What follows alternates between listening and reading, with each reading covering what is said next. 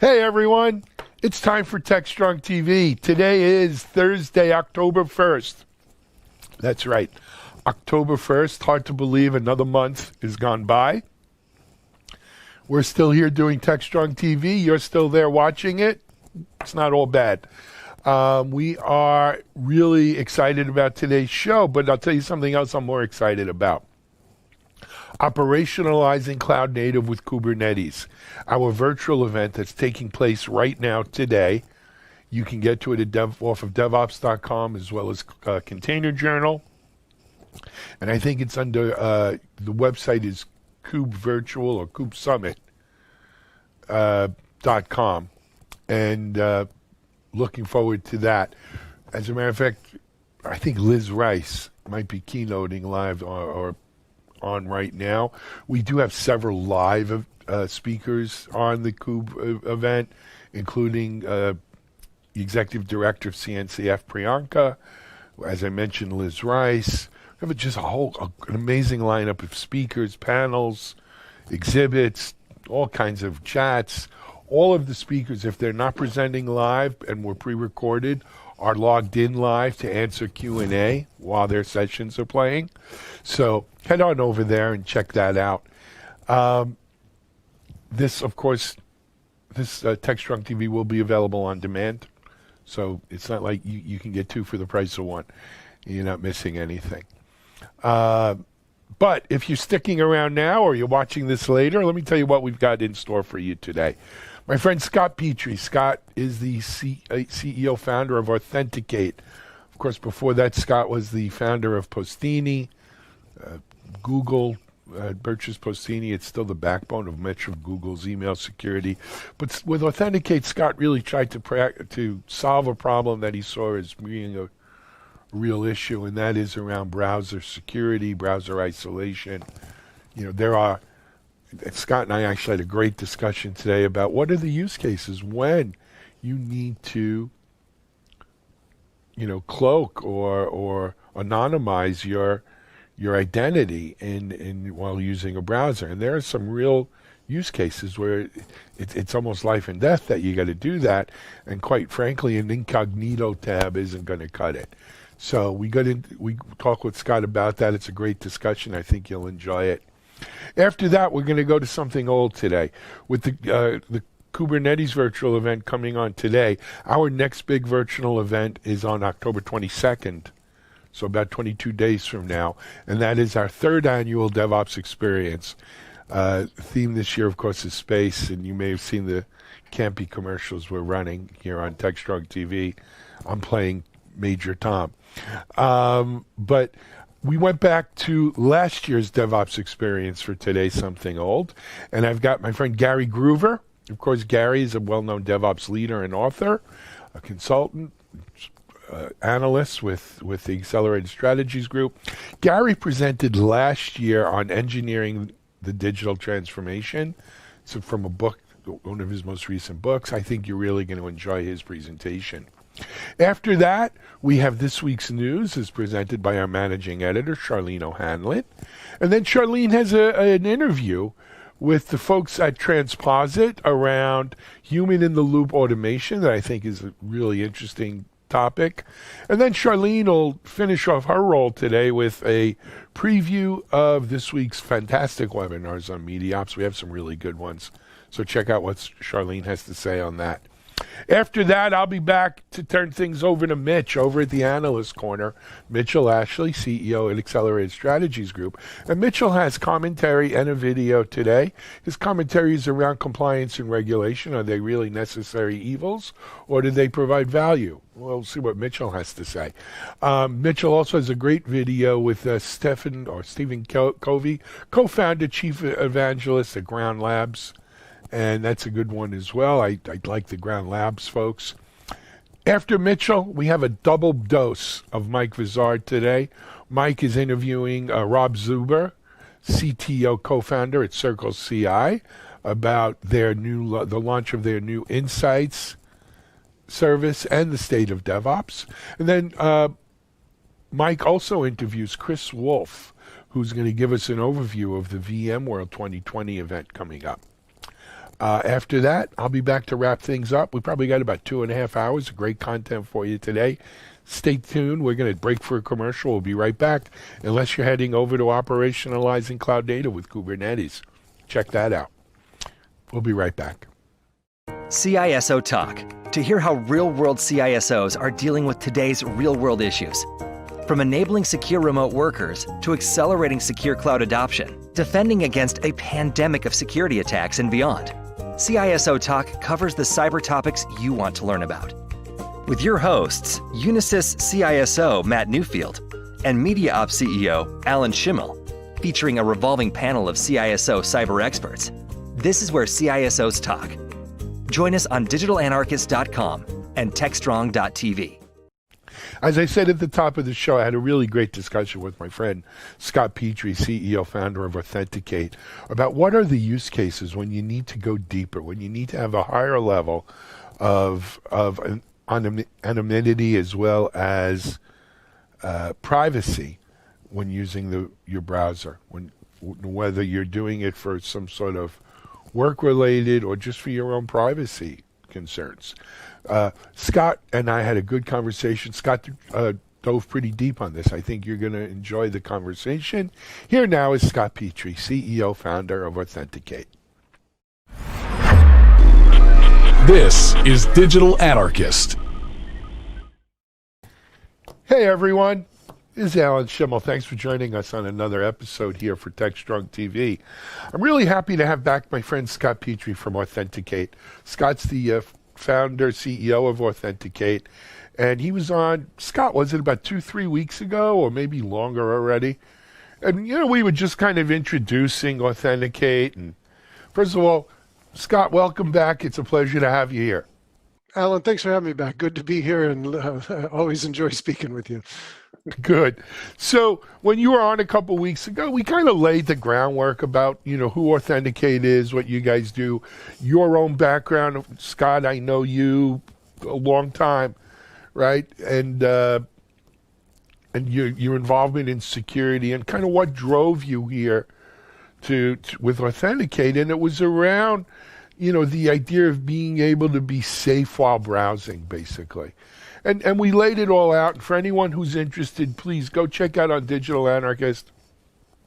You don't have to watch the whole TechStrong TV show. Just Scott and I, our interviews up there. Just search Scott Petrie on Digital Anarchist. It'll come right up. But Scott, I wanted to spend today focused on a very specific thing, and that is, what are the use cases that necessitate a higher level, let's call it, a better level of anonymity, or being anonymous, right? Easy for you to say. On the web. Yeah, easy for you to say, not. But, being anonymous on the web, and there are some valid reasons. I mean, everyone today, privacy, like my kids don't understand the concept of online privacy. Everything's out there. But there are real times and reasons why it's important that you can maintain privacy. And I know some of my, less sophisticated security friends or non-security friends out here are going to say, well, you could do an incognito browser, right? And that's a fine beginning, as they say in Las Vegas when you're betting. But it's not the be-all, end-all. So Scott, let's jump from there. Yeah, why? No, that's great. It's a worthy topic, sort of the why, so the so what. And frankly, when we started the company, we weren't thinking about anonymity or what we call non-attribution or misattribution. I like the way you got that word. Anonymity. I've been practicing. Say it. I've been practicing. Okay. But at least I'll try not to say nuclear. Yes. But when we started the business, the idea of running the browser in a remote and virtual infrastructure provided this concept of anonymous access or anonymity, as well as a whole bunch of other things. But we really didn't understand the relevance until we started talking to customers. And what we learned is that in pretty much every business, there is a practical need that certain classes of employees go out into dark corners of the internet to conduct research to support the business, and the company does not want or cannot expose the organization to any attribution. And there, it starts with very simple examples. You're a law firm that's retained for an IP infringement case, and you need to go out and you need to do investigations across a variety of sources. The counterparty in the lawsuit, you need to understand what they did and when. You need to access various technology boards where people might have been talking about or disclosing concepts around prior art. You might have to go out to a Git or somewhere else and actually look at sample code. You look at discussion boards where you need to figure out, who was talking about what and when.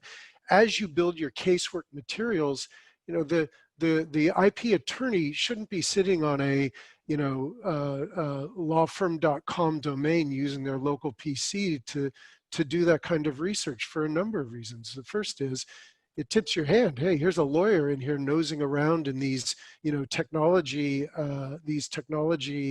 forums, what's going on. Or if you're actually touching things like source code or example code, that might contain malicious content or other things that might be damaging or dangerous to the organization. It's these sort of non-intuitive use cases. Financial organizations, regardless of the financial organization, literally worldwide need to comply with certain US Treasury requirements around know your customer, anti-money laundering activities. That requires that you go out and do a proper investigation of one of your banking clients if they open a commercial account, certain transactions over a certain size, a submission that one of your clients might submit. And so as you go out on the internet and you need to do this work, you can't risk attributing yourself, saying I'm with a particular bank or I'm researching a particular topic. There are plenty of counterparties out there, whether it's someone who might have logs at an ISP, that's the commercial ISP serving a bank, or somebody who might be trolling a form or in control of a website that might be surveilling the particular user. We've talked to some banks where they're very concerned about people analyzing their network traffic and front-running transactions that M&A bank might be involved with. And so, there's a lot of reasons for people to be fully anonymous online. There are also reasons for people to do active spoofing, pretending to be someone else when they're online. We have a lot of customers in the law enforcement and other sort of intelligence gathering operations. And if I'm tracking a drug trafficking group, and let's say it's coming from another country, I can't pop into that sort of set of internet properties when I'm doing my digital investigations from an LA-based IP address and start speaking English. I might need to pop out of an alternate region, somewhere in Asia, somewhere in South America or Latin America, somewhere in Eastern Europe, or wherever the hotspot might be, and I need to maintain all the system attributes associated with a machine in that region. Fonts, keyboard support, language support, IP address, proper time zone settings, etc. And so we've built this framework on top of this simple concept of a browser running in a virtualized environment in the cloud, but we've turned it in, as I called it last time, a complete web isolation platform where you separate the actual web execution and all the parameters associated with it from the user, so they can get full access to it, but they're not risking themselves. They're not risking their organization to attribution or some of the other benefits, like you never touch any web native code. So, malicious content can't reach your device. But it's really interesting. We didn't, as I said, Alan, we didn't start the company thinking about these use cases, but as we talked to more customers, there were these very specific use cases inside of these organizations. And it's fascinating to see this sort of spy versus spy nature of how organizations must conduct research on the internet. Sure. I want a couple of comments and we can jump on them, Scott. First of all, when you say, that there's a reason that they got to be able to explore sort of the dark corners of the internet, I think people immediately get, security researchers. My friend Brian Krebs on security, right? Doing work on the dark web. right? And trying to, and lurking. And that is a valid reason to be anonymous. That is a valid reason to be isolated. But they're not all that dark. These aren't necessarily all dark alleyways. There are legitimate use cases, and you've highlighted quite a number right now, where you need to cloak, you need to mask your origins and your identity, and they're very valid reasons. But I'm going to put forth the proposition, that the Supreme Court, or at least Supreme Court in past days, let's not go there. Please don't go there. Not today anyway. But, the Supreme Court says we all here in the U.S. have a right to privacy. Yeah. Right? Yeah. We all do. And it's not just the financial or the legal researcher or the law enforcement official that has that right to privacy. We all do. Scott, if you want to poke around on something that you may consider embarrassing if it was brought out to the public, you have every right to anonymize, right? To withhold that. You have a right to your privacy. You're a grown adult in the privacy of your own home, on the internet, on your own, right? You have that right. And anyone who says, well, if you have nothing to hide, you've got nothing to worry about. That's nonsense, right? You have a right to privacy. It's a well-settled right. Now, but again, I'm going to ask you, and I know we went into it last time, but for those folks who maybe haven't watched that, what's the difference between what Authenticate is offering those people, right? Not just the special use people that really have it's almost life and death why they have to be, right?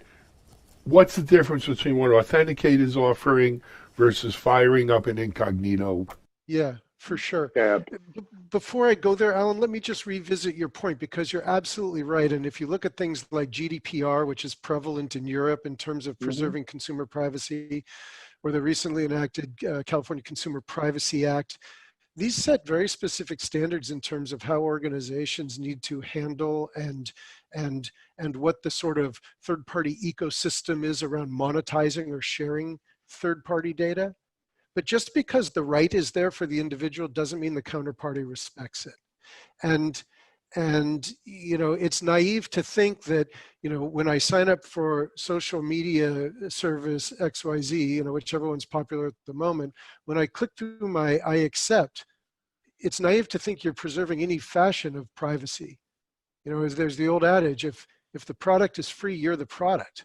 The people who are in the business of providing social media solutions and advertising solutions and value-added applications in order to drive more utility out of the internet are masterful at creating click-through terms of service that give them the right to do whatever the F they want with your data and stay within the confines of the law. And so just because we have a right, and it's one of those things where it's like it's so foundational, right? It's so primal. We should have it's part of the Constitution, right? We have a right to privacy, and that doesn't mean we can't sign it away inadvertently and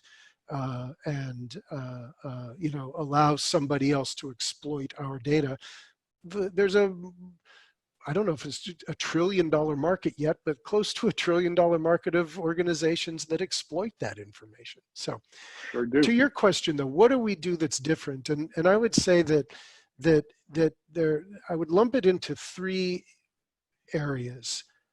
The first is, what is privacy? Incognito mode is, it is incognito mode, right? It's holding dark glasses over your face, so maybe you don't get a full face render, but it's not really giving you any privacy. It doesn't do anything to mask who you are to the website you're going to. It might suppress a cookie from being downloaded. It might suppress the local browser history, so your wife or your partner or your husband can't see where you went online, but it's really not doing anything to preserve your identity. Your ISP still knows who you are and where you're going. The counterparty that you log into, still knows who you are and where you're going. What we do is we actually allow you to use a virtualized server that's running on infrastructure completely separate from yourself. There's literally zero attribution back. It's our IP that's exposed. It's our machine profile that's exposed. If people are doing browser fingerprinting or other things, it's our OS, browser profile, et cetera, that's being exposed. And as people work around the internet, all that data that's cached and tracked and all those things, all that crufty stuff that, builds up in your browser, internet browser cache, we burn that down after every session. So it's a true virtual and remote disposable browser instance. The second thing that's really important is the platform is 100% secure. And what I mean by that is you're never interacting with the internet. And I'll speak in the form of, we're talking about incognito mode, which is relatively simple. So I'll use a very simple analogy. Remember the time when Netflix was a DVD distribution service? And you would get this thing. Yeah, you'd get me too. You get this thing in the mail and you'd plug it into your machine and you'd watch your movie and you'd send it back when you were done. Well, now nobody watches Netflix like that. I don't even believe they offer DVD service through the mail. You stream your videos. Yep. That's exactly what we're doing from the browser. Every time you use your local browser, you're basically getting a payload from that site. You're downloading that as programmatic code and you're executing that payload in the local environment. That's your browser. And it unpacks the scripts that give you the WYSIWYG and the fancy UI things. It has all the linkages to the advertising network, so you get the fancy rolling banners and things like that. It sucks data from other sites if you're looking at stock feeds or weather trends or whatever. All that stuff is basically programmatically executed in your local environment. So that's code living.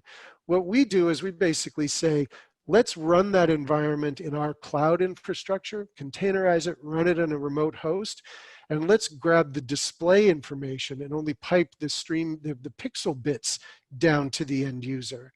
So not only are you 100% remote because it's a different device and a different location that's exposed to the internet, you also have a virtualized view of it. You're looking at a remote screen, so to speak, of that browser session. No web code ever touches your local device. Fantastic.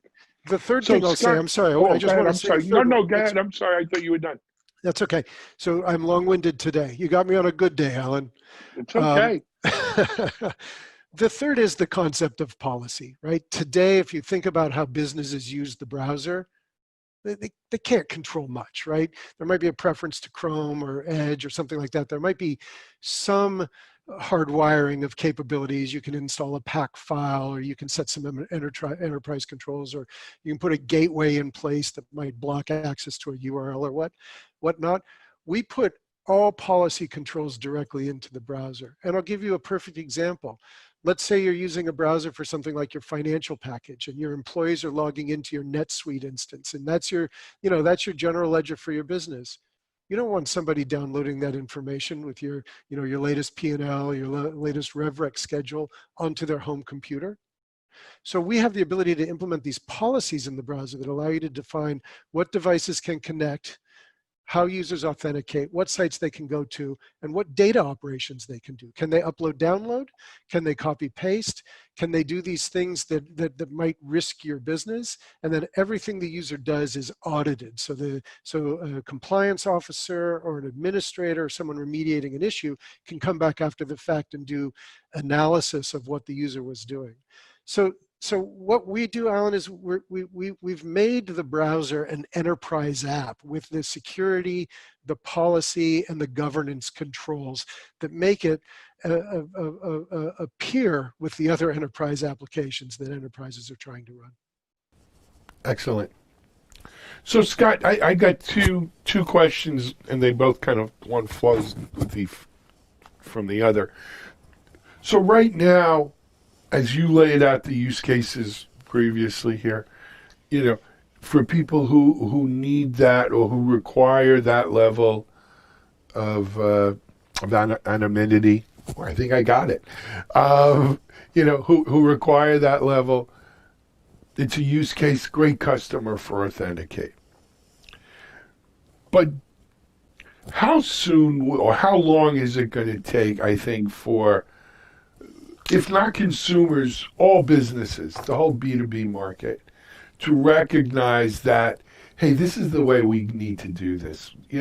Quite frankly, if you believe what the reasons are behind GDPR and CCA and all these things, you know, we everyone should be browsing this way, right? We should be much more cognizant of signing away our right to privacy, our right to our identity. Putting up some disclaimer on Facebook is just not a valid way of preserving one's identity. Yeah. What's it going to take, you think, for the world to recognize, look, this is the way you got to do this? It's a great question, and to be honest with you, Alan, it's one that's plagued me for 10 years. We started the company thinking that there was a demand for general anonymity and security and control while people are online. And you look at any number of the breaches that have happened, right? Literally everybody's data has been exposed, whether you're a consumer or you're a top secret, clearance holding member of the government, right? There have been enough breaches where everybody's data has been exposed, and we just keep rolling along. I would love it if the market were ready to buy our product and there was a latent demand from consumers. But it's not that easy, right? People are so used to their modus operandi. I launch my browser, I use it, it's what works. It's the easiest thing in front of me. It's hard to change that, but I think this is why our approach has been to identify the use cases that matter, where there's a high value or a sensitive workflow where the status quo isn't good enough. That's where we focus, and that's where we're building our business. Because quite frankly, changing consumer behavior, changing individual behavior, changing even IT's behavior is very hard. I'll give you a couple of quick stories. We have Postini was my prior company, and we talked about that last time. I had a very good customer at Postini who is the CISO of a Northeast hospital holding company. They were caregivers, right? Not a payer, but an actual provider, and really good relationship with them. And they loved what we were doing. And he was looking at deploying our product, and he said, Scott, to be honest with you, I can't buy it because it's hard for me to go to my board and say, I didn't buy the latest AI enhanced antivirus on the endpoint. I understand exactly what you do. You prevent me from ever having to expose myself. But my board, my oversight board, expects the best detection. And I can't afford to go and convince them. It's risky to me. It takes too much time. And so we're cognizant of that. Until the world changes, we're going to stay focused on these very high valued workflows where status quo isn't good enough. Let me tell you another story, though. This is one comes to mind. We don't name our customers, and this is why I'm treating them in generals. But we do have the ability for individuals to sign up for our product. It's not a well publicized. We're not marketed that way, or we're not marketing that way, But if somebody wants it, we'll make it available to individuals. We had a name brand journalist, TV journalist, sign up and say, "Hey, I want an account." And of course, we provided it. A couple of weeks later, we got contacted from the CISO of that organization saying, "Hey, my guy's using this and he's raving. I want to learn more about this." And that organization became a customer of ours. And so there is a certain class of people that are individual users that are motivated enough around privacy or security or managing their attribution when they're doing their investigations or their research, that it can bubble up, and we're willing to accept that. But we're not, we're so focused on just, connecting with the customers around the use cases that we're supporting today. We're kind of, we'll see how the market develops. We're ready when it emerges, kind of like a lot of companies are well positioned for things now that COVID has moved everybody to remote. As that sea change happens in the browsing market, I think we'll be well positioned. In the meantime, we're gonna stay focused where we're focused. Yep. So Scott, I'm listening to you, and I'm thinking, Thank you for that, Alan. Most people don't listen to me. Well, look, I don't get a chance to talk to you that often. I'm just joking. But so much of it is because we've somehow devalued devalued our right to privacy and devalued, why it's important. But yet, Scott, one of the nice things about doing what I do here at MediaOps, I'm doing this now 6-7 years. I've had a chance to travel around the world, literally around the world, 3, 4, 5 times.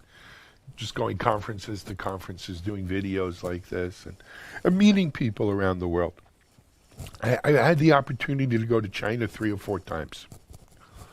And, you want to talk about valuing privacy. They understand the value of privacy. And I'm not talking about the Chinese Communist Party, because they, certainly have a big brother mentality.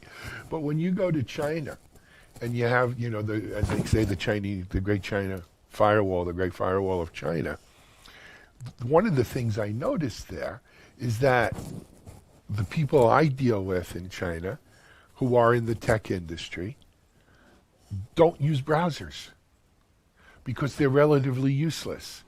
There's so much filtered, right, by the government, and then what's not filtered is watched. Yeah.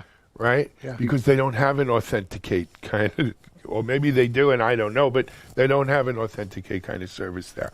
But what's taken its place are apps that supposedly offer a more anonymous experience, right? Like the WeChats and the WePays. Well, WePay obviously is going through financials, so I get it. But this whole subculture, if you will, unofficially, they don't use browsers for, and this is one of the big reasons why. And so I'll ask, and I don't know the answer, but that's a bad rule for journalists. Never ask a question you don't know the answer for journalists and lawyers. But can Authenticate help people if we move from a browser to an app-based kind of paradigm of communication? Can we do the same thing you're doing with browsers for apps, putting them out on an island, so to speak, or a sandbox, whatever you want to call it? It's a very good question, and it's one we've thought about, right? Because the people have been predicting the end of the browser, the erosion of the browser market share, just like they've been predicting the end of email. So we've thought a lot about it, and really there's no reason we couldn't take our existing infrastructure and virtualize mobile phone apps and stream them. It's technical implementation, but it's not impossible. We think the power we've built around sort of identity and access management and data policy controls and things like that are directly applicable. And since we would control the protocol that we transcode into and deliver, the streaming bits to the endpoint, we have a perfect leverage point for, instrumenting the flows. But to be honest with you, Alan, we've seen the browser market grow. Now, we're not selling into China. We're not selling into, areas where penetration of the browser isn't mainstream. But in the markets we service, United States, North American continent, European continent, we see the browser growing like crazy. Now, there's more BYOD, and more BYOD introduces phones for browser-based workflows and such. And we support iPad as a platform, and we support home computers. And we had one government customer that basically told everybody to come into the office, grab their keyboard that had the smart card reader. Yeah, the CAC card. With I the know them well. Yeah, certificates that's still secure. That's a big thing. And take, that's right, still secure. Take your keyboard home and use the CAC reader and use Silo as the browser to access your government websites. And so we see BYOD and browser workflows as a big area for us. We're still watching the app space, but we still see the browser market being very, very healthy. Great. Hey, Scott, we went past 20 minutes a long time ago, but I want to thank you for coming back and joining us. Come back again. Let's continue this conversation. I think it's a great conversation. I hope people find it as interesting as you and I do. Continued success with Authenticate. And the same to you, Alan. Nice to see you. Yeah, look forward to next time. Take good care. You too. Scott Petrie, CEO, founder of Authenticate here on TechStrong TV. Stay well and safe to you, Scott. This is Alan Schimmel for TechStrong TV. We're going to be right back with another guest.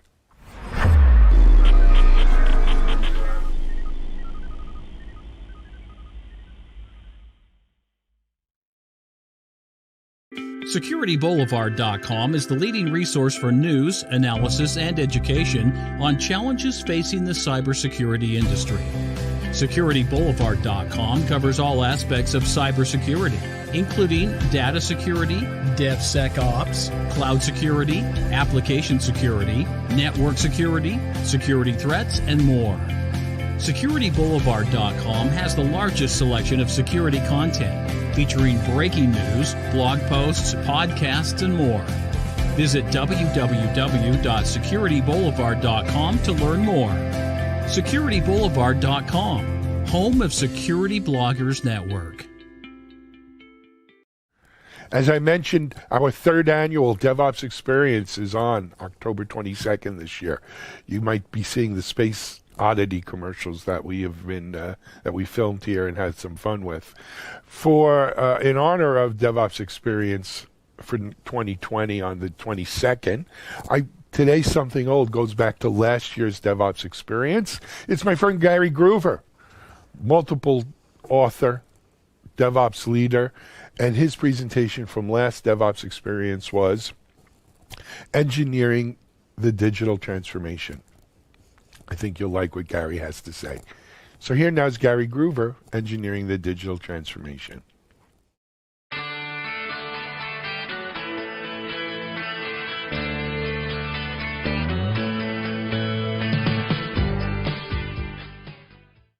Software is becoming more and more critical to how a broad range of businesses compete. Google, Amazon, and others are becoming more efficient and more effective at delivering software than anybody ever thought possible. The challenge is there's a large breadth of software being created to make businesses successful that's not nearly as productive and effective as some of these leading edge companies are at developing software. This is similar to what happened in the automobile industry in the 70s and 80s. Toyota started developing automobiles with better quality, more efficiently and more effectively than anybody thought possible. And it put a lot of pressure on the US-based automobile industry. And they started trying to figure out what they needed to do to become more competitive. They started trying to copy the different processes that companies were using, and they started benchmarking what the leading edge companies in the industries were doing so they could copy those processes. And they spent a long period of time doing that, but really weren't able to catch up. And in fact, Toyota would let any competitor come in and benchmark them because they knew their key to success was not how they were running things today, but it was their culture of continuous improvement, and it was their structured approach to driving continuous improvement that drove their competitive advantage. And eventually the US companies started to figure that out, and they started trying to come up with a structured approach that they could use for driving continuous improvement in their organizations, and captured that in the Lean Six Sigma approach, which was a way to engage everybody in the organization in the continuous improvement journey with a very structured approach that could be taught to people for analyzing specific challenges and going after those. It feels like the software industry is at a similar point. We keep trying to copy the Agile or DevOps practices that we think work best. We try to benchmark and understand what leading edge companies are doing so that we should do those exact same things. And I think what the automobile industry discovered is it's more than just trying to copy those processes and replicate what you've seen in other places. It's understanding your unique challenges, it's understanding your unique issues, and coming up with a very structured approach. And manufacturing has a great track record of driving improvements in this area. There are some key leaders that started setting up the foundations for this. Edwards Demings went to Japan after World War II and drove a focus on manufacturing and quality that took Japan from being known for low quality, low cost products to being a leader in manufacturing known for extremely high quality. Goldratt focused in on theories of constraints and trying to optimize flow through organizations, and manufacturing companies that implemented his approach saw a 70% increase in capacity on average. Do you think your business could think of things to do with a 70% increase in capacity if they were able to get it out of their software organizations? And Toyota, with the Kata process, came up with a very systematic approach to driving continuous improvement in the organizations that enabled significant breakthroughs. Having been somebody who grew up as a process engineer in manufacturing and was focused on continuous improvement most of my life, when I got into software, I realized software was a different beast. And what I hear a lot of people saying is what we really need to do in software is just copy what was done in manufacturing. And having lived in both places and driven continuous improvement in large organizations in both manufacturing and now in software, I don't necessarily agree with that. I think software is a very different beast. We've got to understand its unique characteristics and capabilities. We can learn from what they did in manufacturing, but if we don't adjust our systematic approaches for software to address those unique characteristics and capabilities, we're not going to be nearly as effective at driving improvements. When you look at software versus manufacturing, in manufacturing, it's really hard to build a prototype. You've got to put everything together, you've got to mass assemble it, and so what they tend to do is they tend to only have few integration points. There's some manufacturing companies that have gotten much more nimble and do more integration points, but it's still a designed integration point where you go through a phase or a checkpoint. In manufacturing, it's called a stage gate R&D process for product development. When we copied that over into software, we called it the software development lifecycle, but was really based off of this different perspective. And what you've got to realize in software is we can start building our prototypes from the very first line of code. It's not hard and expensive. We can continue to integrate this code on an ongoing basis.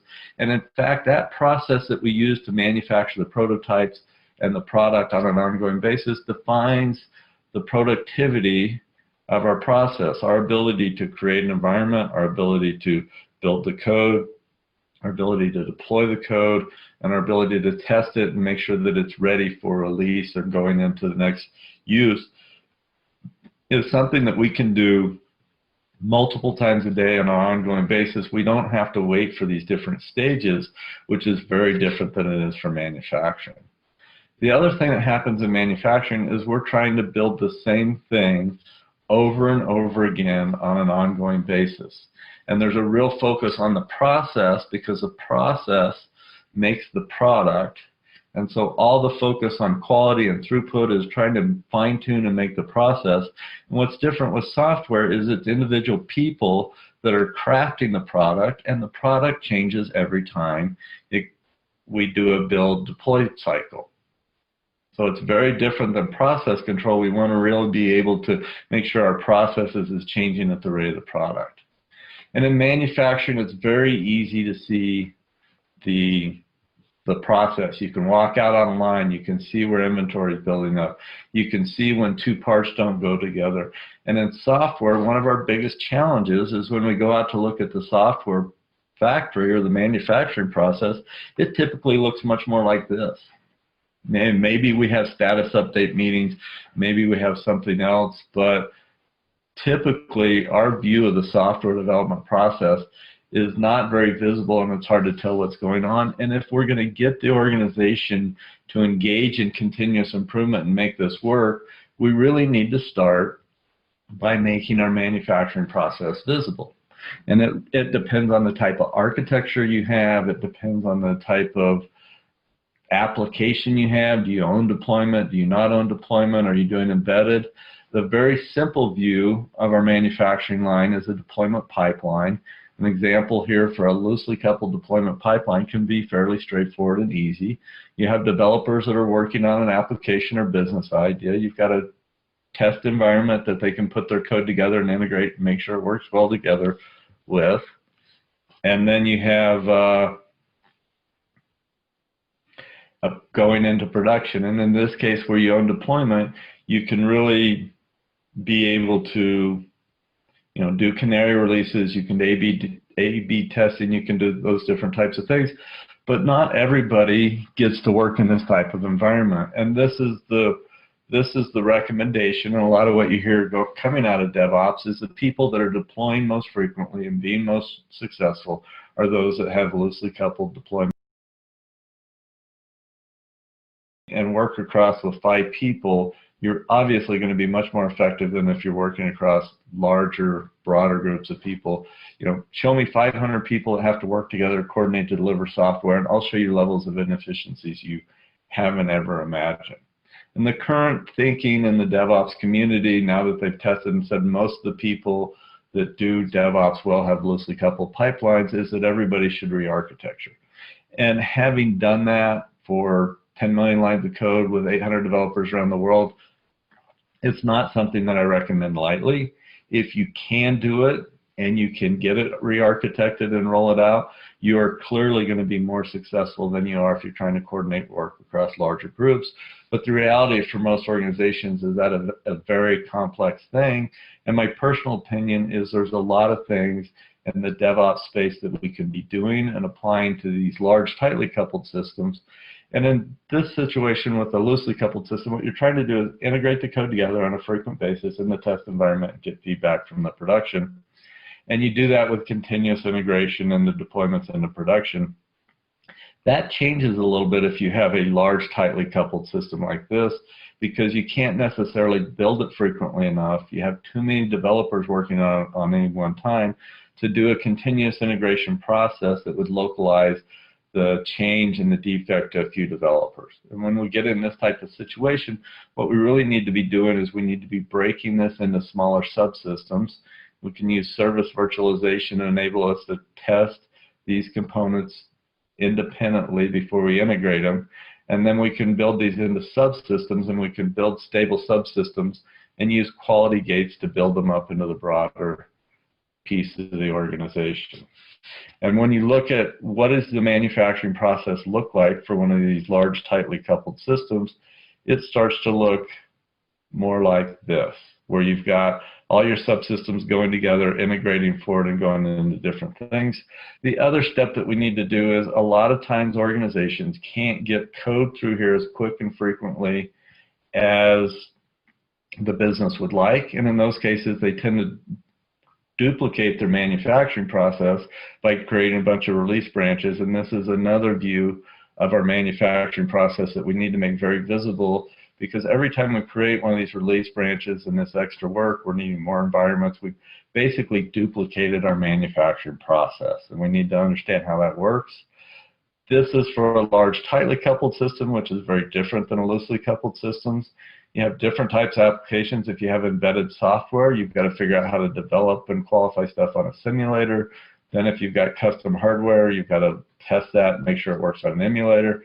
And finally on a product, and in a lot of these cases you don't own deployment, the types of things that you would do to remove waste and inefficiencies out of the product are very different for tightly coupled systems versus loosely coupled systems. The common theme that I think is across all of these, once we understand what the deployment pipeline is, we really need to look at how do we build in quality. You know, manufacturing learned a long time ago and has a real focus on building in quality. On an ongoing basis, that's what they focus on and that's what they work on.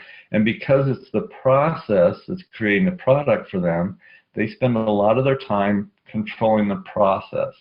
And they put control limits on it. They use statistical analysis because they're trying to build the same product over and over again on an ongoing basis. And if the process goes out of control, they stop the process and fix the process, because they know if they don't, they're going to end up with a lot of bad quality that they're going to have to rework and fix. And they learned early on that to improve the flow, they've got to build in quality from the beginning. For software, that's different, because it's not the process that's creating the product. It's individual developers that are writing code on an ongoing basis. And the way we work at getting better for them is we want to provide them ongoing feedback as quick as we possibly can, as frequently as we possibly can. And one of the ways we do that is we try to gate their code. So when we give them feedback, what we want to do is, in a lot of cases in manufacturing with the and-on chord, they stop the line because they want to stop the process and make sure it doesn't create a more defective product. In software, we don't need to do that because it's really the bad code that we want to stop. and we want to give that feedback to the developer who's written that code so they can fix it and get it resolved while they're working on the code. We can do that with gated commits, which enables us to make sure that if the test doesn't pass, the code doesn't make it into production. And we start to build in quality by having this gated commits and putting quality gates across the system to try to figure out how to build in quality from the beginning. And then what you'll find is, I call them the build acceptance test. This is a minimal level of quality that you'll allow to move forward in your deployment pipeline. And you define that with your quality gates and your build acceptance test. And what you'll find when you have a lot of automated testing is you can't run all those tests fast enough, quick enough to get the feedback that you need. And in that case, you need to still run your regression test, but you need to put those results. So take the latest green build that you have each day, run a full set of regression overnight on it, put those results in a database, and start to create what I call product control charts. And this shows you the stability of your system on an ongoing basis. And then any holes that you see in this process, like for example here, where you've got, test label 1 had a significant drop in passing rates between this build. There is a defect made it through my build acceptance test. What I can do is figure out one of these tests that captured it after I fix the defect. Then I can add one of these tests to my gates, and I can use my gates to build in quality, and I use my quality control charts to figure out where there's holes in my system. So this enables us to build in quality and gets us to start thinking about flow. How does flow work through the organization? Goldrat did a very good job of defining flow. How much can you get through a manufacturing facility? How do you focus on that? And he did that with his theory of constraints approach. And how well we can get code through our organizations and how quickly and efficiently really defines the productivity of our software development processes. So there's some ideas that we can leverage off of what Goldrat put in place. He starts by, theory of constraints has 5 focusing steps. Identify a system constraint in the system. This is a manufacturing step that has the slowest cycle time. And when you figure out the one that has the slowest cycle time, what we want to do is focus on that as a constraint and figure out how do we optimize that. Maybe instead of having every material go through that step, if that's a constraint, we can see if we can get some of it manufactured on a different piece of equipment somewhere else. Is there things that we can do to improve the productivity of that constraint? It's this whole focus on understanding where the bottleneck to flow is in your organization and working on it, elevating that constraint, and continuing iterating through that until you understand how the constraint moves and goes in different places in the organization. And for manufacturing, you can typically see places where inventory starts to stack up in areas like this, and you can say, that's potentially a constraint. Software is very different that way with the manufacturing process of create an environment, build the code, deploy the code, and run the test, because in manufacturing, we're doing one product or one batch of products per cycle time. In software, we take however many lines of code turmoil are checked in, and we can run the manufacturing process. It takes the same amount of time and costs the same amount for one line of code versus 100,000 lines of code. So traditionally, that's forced us to batch up inventory. But as we get better at automation, we can go to smaller batches, which helps it become more efficient. So theoretically, there's not a constraint like there is in manufacturing for the manufacturing of software. That's not to say there isn't a constraint. It just doesn't typically exist in the manufacturing process. When we're looking at software, we need to look across the deployment pipeline and think about where the bottleneck can be. Is it the ability to create business ideas? Is it the developer being productive? Is it this manufacturing process of create, environment, build, test, deploy, or is it triage and defect fixing?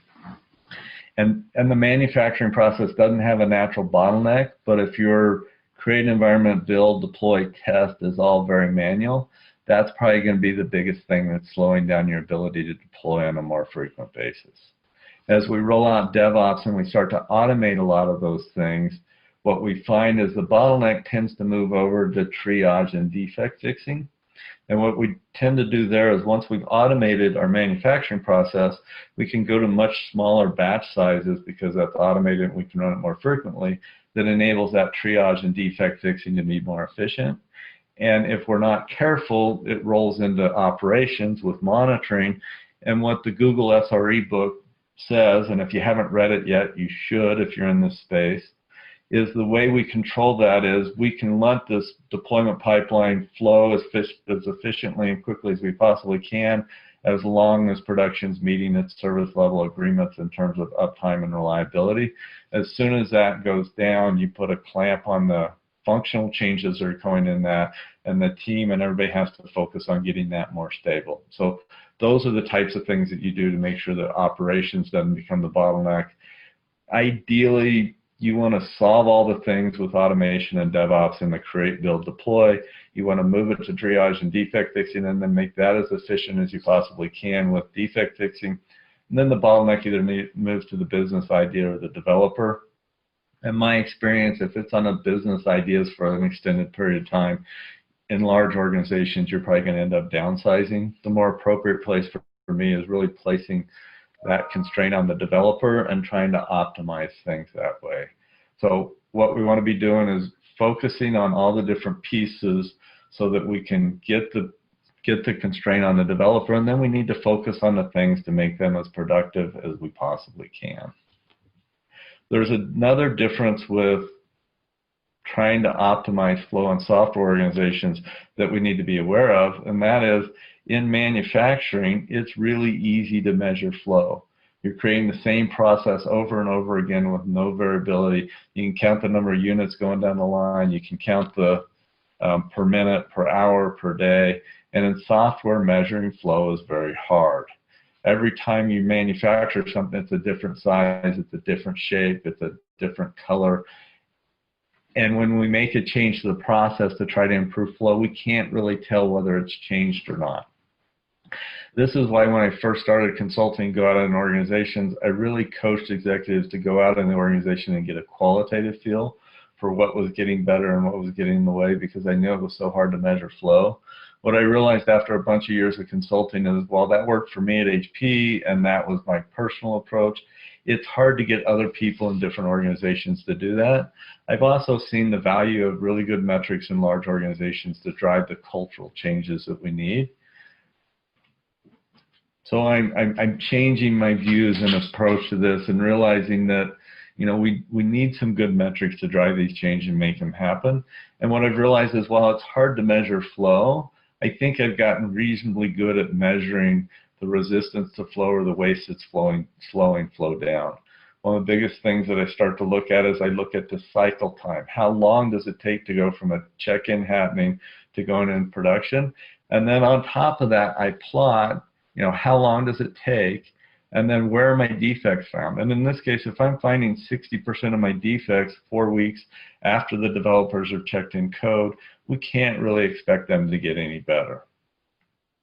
One of the things that we do to make this more efficient and remove waste and improve flow is either get the code to flow through here quicker, so we're finding these quicker, or try to find more defects and get them fixed as close to the source as we possibly can. This makes it easier to triage things with a localized team, and it keeps these environments more stable. The next thing that we can look at that's slowing down flow and working on it is looking at the types of things that are causing us to waste time and energy. Anytime I've got to debug a test issue, an environment issue, a deployment issue, or data issue, that's not the goal of what I'm trying to do. Those things can be automated. They can be fixed once and for all.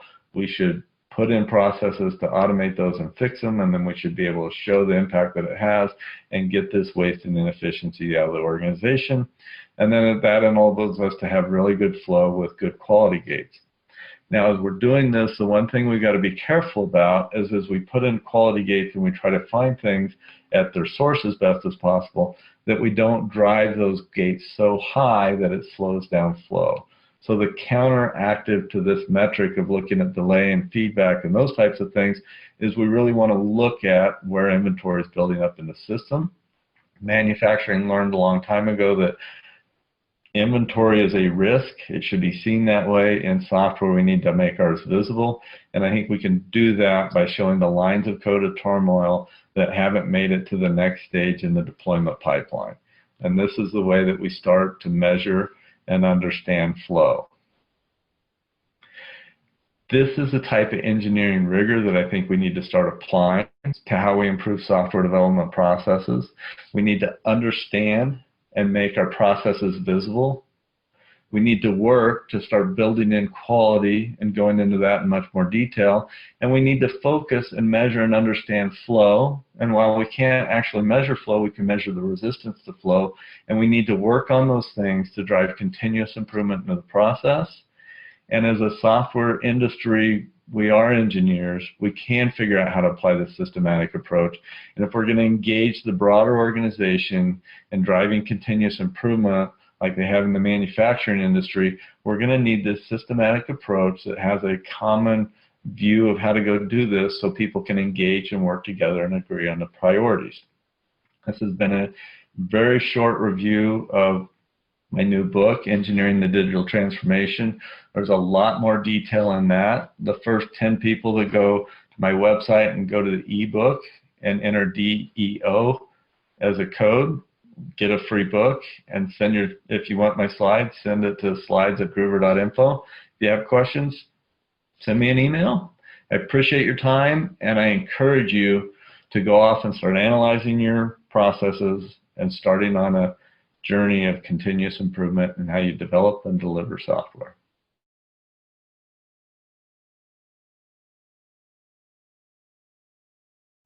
Hope you enjoyed that presentation from Gary's. Good stuff there. Again, October 22nd, third annual digital DevOps experience. Up next, we're going to turn things over to Charlene O'Hanlon, our managing editor. Charlene has the headlines and news today from around the media ops world, as well as a great interview with the folks at Transposit around human-in-the-loop automation, and then a fantastic preview of this week's media ops webinars and what we have in store there. So let's now head over to Charlene O'Hanlon.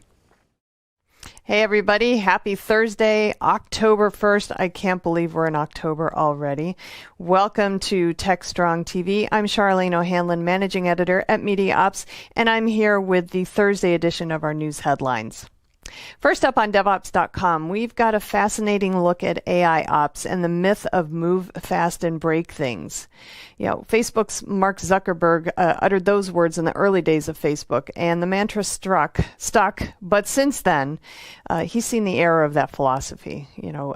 Fixing problems at the end of the software development cycle just leads to more work in the long run.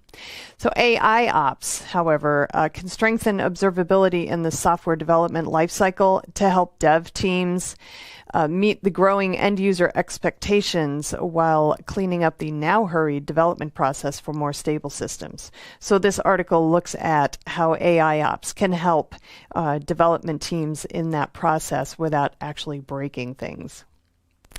All right, next up on DevOps.com, we have an interesting primer of sorts on AWS autoscaling. So those of you using AWS and know about or are looking at autoscaling might want to check this one out. This article talks about the benefits of autoscaling, the types of autoscaling available, and how it can fit into the development process, as well as what organizations need to do to use autoscaling. On Container Journal, we have the latest news from IBM, which is working to make the pricing of its licensing fees for container technologies consistent. It's an attempt to bring some transparency and clarity to the cost of implementing containers so organizations don't suffer sticker shock, so to speak. Well, there's a lot of S's there. We also have the latest news from Sysdig, which is moving even deeper into Kubernetes security by extending its alliance with AWS. Just a few days ago, Alan had a discussion with Janet Matsuda of Sysdig, where they discussed the partnership and some of the integrations with AWS. And in a nutshell, Sysdig is now providing inline image scanning for AWS Fargate containers via the Amazon Elastic Container Registry. That's great news, and it really not only shows the growing market for containers, but the continued adoption of the technology in general. Over on Security Boulevard, we've got some news about Ivanti's mini buying spree. They snapped up both Mobile Iron and Pulse Secure to fill out its cybersecurity portfolio. The acquisitions, which provide the company with mobile security protection and software-defined perimeter software, which extends security perimeters to endpoints, really put Ivanti in the sweet spot for helping organizations that have a disparate workforce. Especially in light of the pandemic, when it looks like folks aren't coming back into the office anytime soon, if ever. So Ivanti really put itself in a great position with these acquisitions. And speaking of working from home, everybody's doing it. The new way of working has put pressure on security teams to ensure employees have access to the data and systems they need to work efficiently. But that has kind of put the entire access management space in a total tailspin. So we've got an article that on Security Boulevard that actually looks at the growing issue of too much access and what organizations need to do to rein in their privileged account management, can get it back on track without impeding user productivity. It's a tricky situation, but left unchecked, it can open an organization up to a data breach, ransomware, or attack, or something else equally nefarious. Well, that's all we have for the news headlines for today. Please check the sites early and often. We've got new content on the sites constantly. So check on all the sites, and I will be back on Monday with another edition of the news headlines. Until then, please stay safe. This is Digital Anarchist. Hey everybody, welcome back to TechStrong TV. I'm Charlene O'Hanlon, Managing Editor at MediaOps. I am here now with Devani Lamath, who is the CEO of a company called Transposit. Devani, thanks so much for taking the time and talking with me today. Really appreciate it. Thank you for having me, Charlene. Great. So tell me a little bit about your company first. So Transposit is a cloud-based automation platform for DevOps and SRE teams, and really anyone that does engineering on call. We help organizations with incident management, with helping, kind of automating tasks that take a lot of time, and helping them drive digital transformation in their organizations. Okay, great. So you, your company has just released the next iteration of its platform, and according to the release, it provides mission control with human-in-the-loop automation for DevOps and on-call engineering teams. So I'm really intrigued by the phrase "human-in-the-loop automation." So tell me, what does that mean? Yeah, so we just announced our platform. We were a little bit stealthy before this. We also just announced a Series B raise. So we raised $35 million, which brings our total funding up to $50 million. This is a really difficult area to build in. So there's a lot of product to build and a lot of pieces to build. But human in the loop automation, what does it mean? So I tend to talk to people about automation in two categories. So most of the time when people talk about automation, they think about end-to-end automation. So, kind of think of a lot of the areas that have seen the rapid adoption of automation through technologies like robotic process automation. So there's a lot of things that are back office tasks. They're deterministic. You know what the steps are because the steps are the same every single time. So it's okay to not have human intervention. If I'm closing the books at the end of the quarter, I'm doing an accounting task, there's a lot of consistency in those types of processes. On the other hand, you have things that fit more into the operational side of the house in the DevOps and SRE world. And, they tend to be unique. Incidents are a little bit different every single time. So our focus is on what we call human-in-the-loop automation, which means how can we make automation modular enough that you can take small pieces and then enable the humans to use context, intuition, and the things that humans are really good at while letting the machines be good at what they're good at, automating tasks, restarting servers, doing a lot of, authentication into lots of different systems, connecting with APIs, those types of things. All right. So you're saying basically that automation isn't kind of a one size fits all approach, that you guys are kind of parsing it out a little bit so that there is still the humans, their intellect and their knowledge of contextual information and kind of bringing that into streamlining without total automation. Exactly. Part of the reason why we call it mission control is, like putting all of the different pieces that someone might need to take action on the different systems in front of them, but maybe not expecting them to know the intricacies of every single individual component in their environment. It really runs a spectrum. We have people that are doing automation that's, kind of assisting them through incident response, that's guiding them through some of these processes. We also have people that are doing full auto remediation of use cases. So, even there, we still support more of the end-to-end automation, but it's definitely one of those areas that's still growing in most companies. So with that in mind, then, do you kind of see this as kind of additive to what else is happening in the incident management space as it relates to machine learning and artificial intelligence? Because we're hearing a lot about that. But, I don't know if it's because the technology hasn't progressed to the point where it really can be fully automated end to end and have that level of intelligence, or if we're just kind of at that in-between stage, if you will. So, where do you guys see your technology fitting in that whole incident management using AI and ML?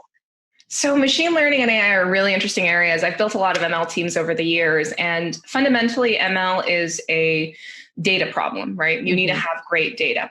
And one of the challenges with ML and AI in the operations space right now is that we don't have enough data yet to be able to automate the way we want to. So the way that we've built Transposit, we're one perspective on it is as a system that automatically collects data for you, helps you start automating like small pieces of the process.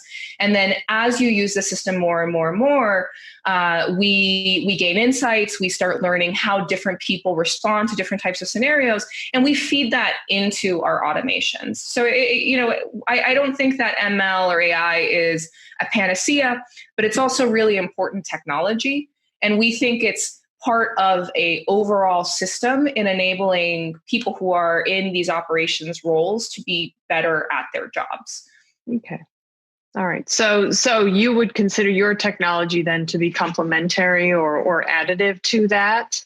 Absolutely. And, we have pieces of analytics in our product as well. Okay. All right, great. So looking at kind of the broader scope of incident management, the broader topic of incident management, what are you kind of seeing in the market and what are some of the kind of the more pressing issues that teams are dealing with right now, especially, I guess, maybe in light of the pandemic and everybody's working from home and it's kind of turned incident management on its head. So, what are you seeing out there?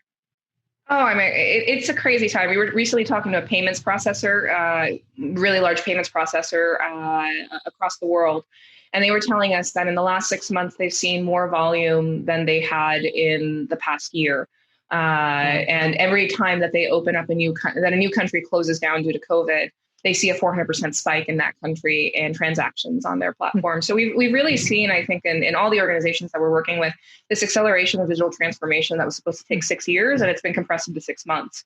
Right. And incident management is one of those pieces that it's just one of those workflows that gets pushed to the breaking point the fastest, and is also one of the areas that is the least automated. It's the least standardized today. 90% of organizations don't have little to no automation in the incident response process. So what we're seeing is just a lot of pain.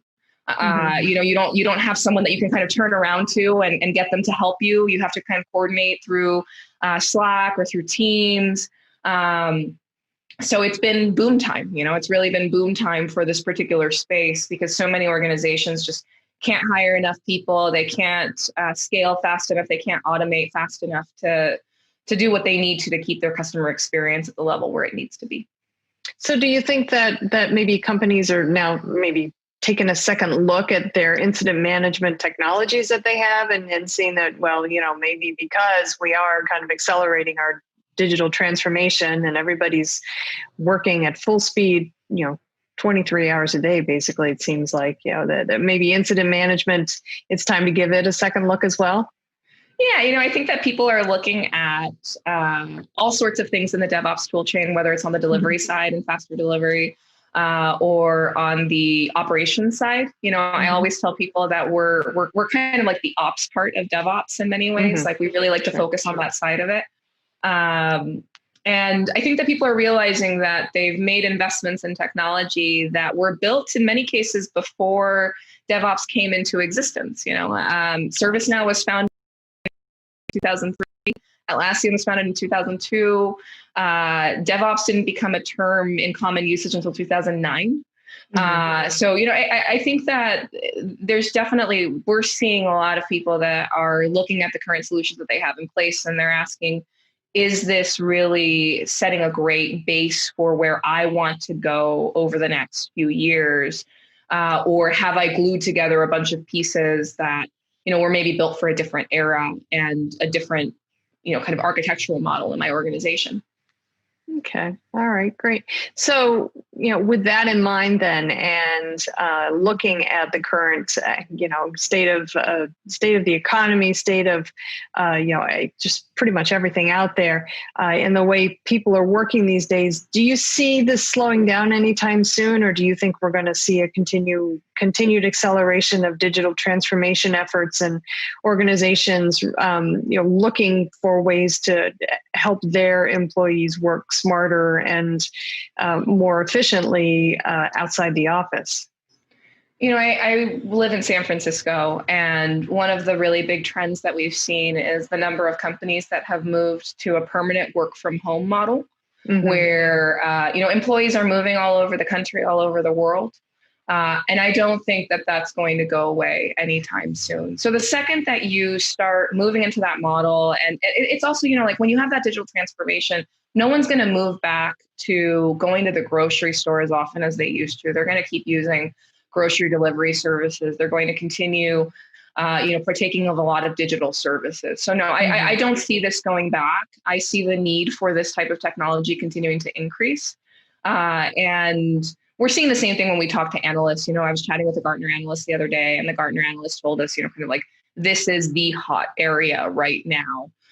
If you don't already have an incident management or, kind of SRE type of initiative, you're definitely looking at it for 2021. Okay. All right. Great. So the idea of having humans still involved in the incident management process, I know for some people it might actually kind of go against the grain of what they're trying to achieve is total automation of incident management. But it sounds like we're always going to have to be involved in it in some way, shape, or form. Yeah, I've worked at really big companies. I've worked at Google. Our founder, Tina, she was one of the very early employees at Twitter. And you can automate a lot. You can accelerate a lot. But at the end of the day, with the complexity of the systems that we're building, you're always going to have humans be part of the process. The question is, how do we help humans focus on things that are high value and things that, kind of drive additional revenue and, kind of top line for our businesses versus having them focus on, firefighting and routine tasks and things that we already understand. So I don't see humans going away from any of these processes anytime soon. But the way that they work is transforming. It's the difference between I have to be glued to a laptop or I can restart a server from my phone. Gotcha. Well, interesting times we live in, and I love the term that the human element remains. I love that idea. So I know it kind of, as I said, kind of goes against the grain of some DevOps folks who really just don't want to be involved at all. But sorry, everybody's got to do something I didn't want to do. So yeah, I always think of it in an optimistic way, right? I like the idea that, it's definitely one of those areas where you're just going to see people who are able to just focus more on their core business. And I think that ultimately that's what we're all trying to drive towards. Yeah, total success for everybody involved. So, Devani, thank you so much for your time. This is a really, really fascinating topic, and love to hear more about it in the future. Absolutely. Thanks for having me, Charlene. All right, great. Okay, everybody, please stick around. We've got lots more TechStrong TV coming up, so please stay tuned.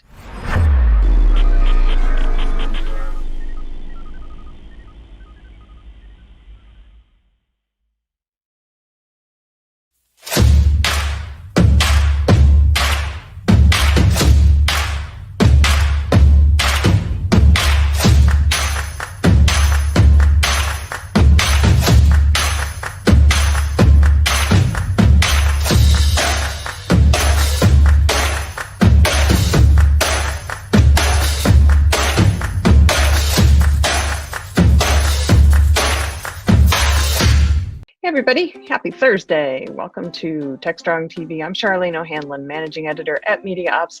I'm here now with a Thursday edition of the Webinars Preview. First up, we have a webinar coming up Friday, October 2nd, which is tomorrow, folks, on DevOps.com. It's called Operators and Observability for Smarter Kubernetes hold on, I'm going to start this one over because I kind of screwed the whole thing up. Okay, counting down in 3, 2, 1. Hey everybody, happy Thursday. This is Charlene O'Hanlon, Managing Editor at MediaOps, and I'm here now with the Thursday edition of the Webinars Preview. The first one that I want to let you know about is called Operators and Observability for a Smarter Kubernetes Platform. This one is happening tomorrow, Friday, October 2nd at 1 p.m. Eastern on DevOps.com, and it's sponsored by Red Hat Marketplace and Dynatrace. This webinar looks at the growing complexity in applications and underlying infrastructure and IT environments. Linux and open source development tools are becoming the norm if they're not already in many environments. And so Kubernetes is the standard platform for running and managing containerized workloads in distributed environments. And so this webinar actually takes a look at how Red Hat and Dynatrace working together can be the foundation for a trusted, smarter enterprise Kubernetes platform. The next webinar I want to let you know about is happening, October 6th, that's Tuesday at 11 a.m. Eastern on DevOps.com.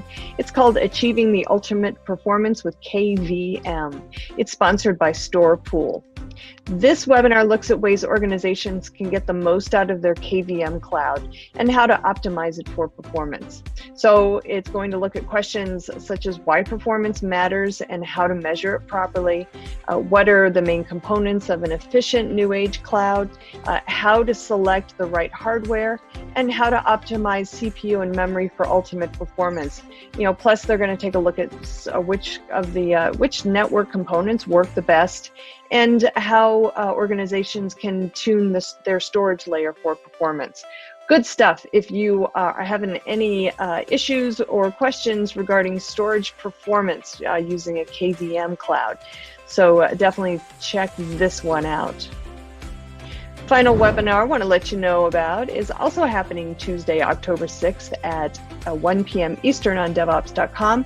It's called Monitoring Kubernetes Health, How to Tackle Observability Challenges and Practical Learnings from Major League Baseball. And this one, I think we're going to knock it out of the park. You see what I did there?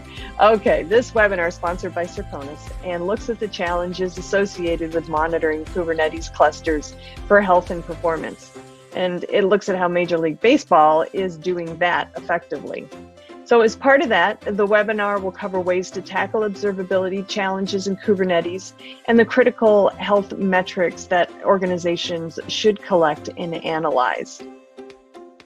We have lots more webinars coming up on DevOps.com and Security Boulevard, so please be sure to check the websites for webinars that are on the schedule, as well as webinars that we've done and are there on demand. And I will see you back here on Monday, bright and early. Until then, have a great weekend and please stay safe. Thanks, Charlene. Great stuff today. Now it's time for the Analyst Corner with Mitch. It's Mitchell Ashley, CEO, founder of Accelerated Strategies Group. Mitchell's going to talk to us today a little bit about compliance and regulation. Are they necessary evils, or they provide real value? Then he has a great conversation with Stephen Cavey, co-founder, chief evangelist at Ground Labs, and some of the great stuff they're doing. When we're talking about this kind of constant tension between compliance and security.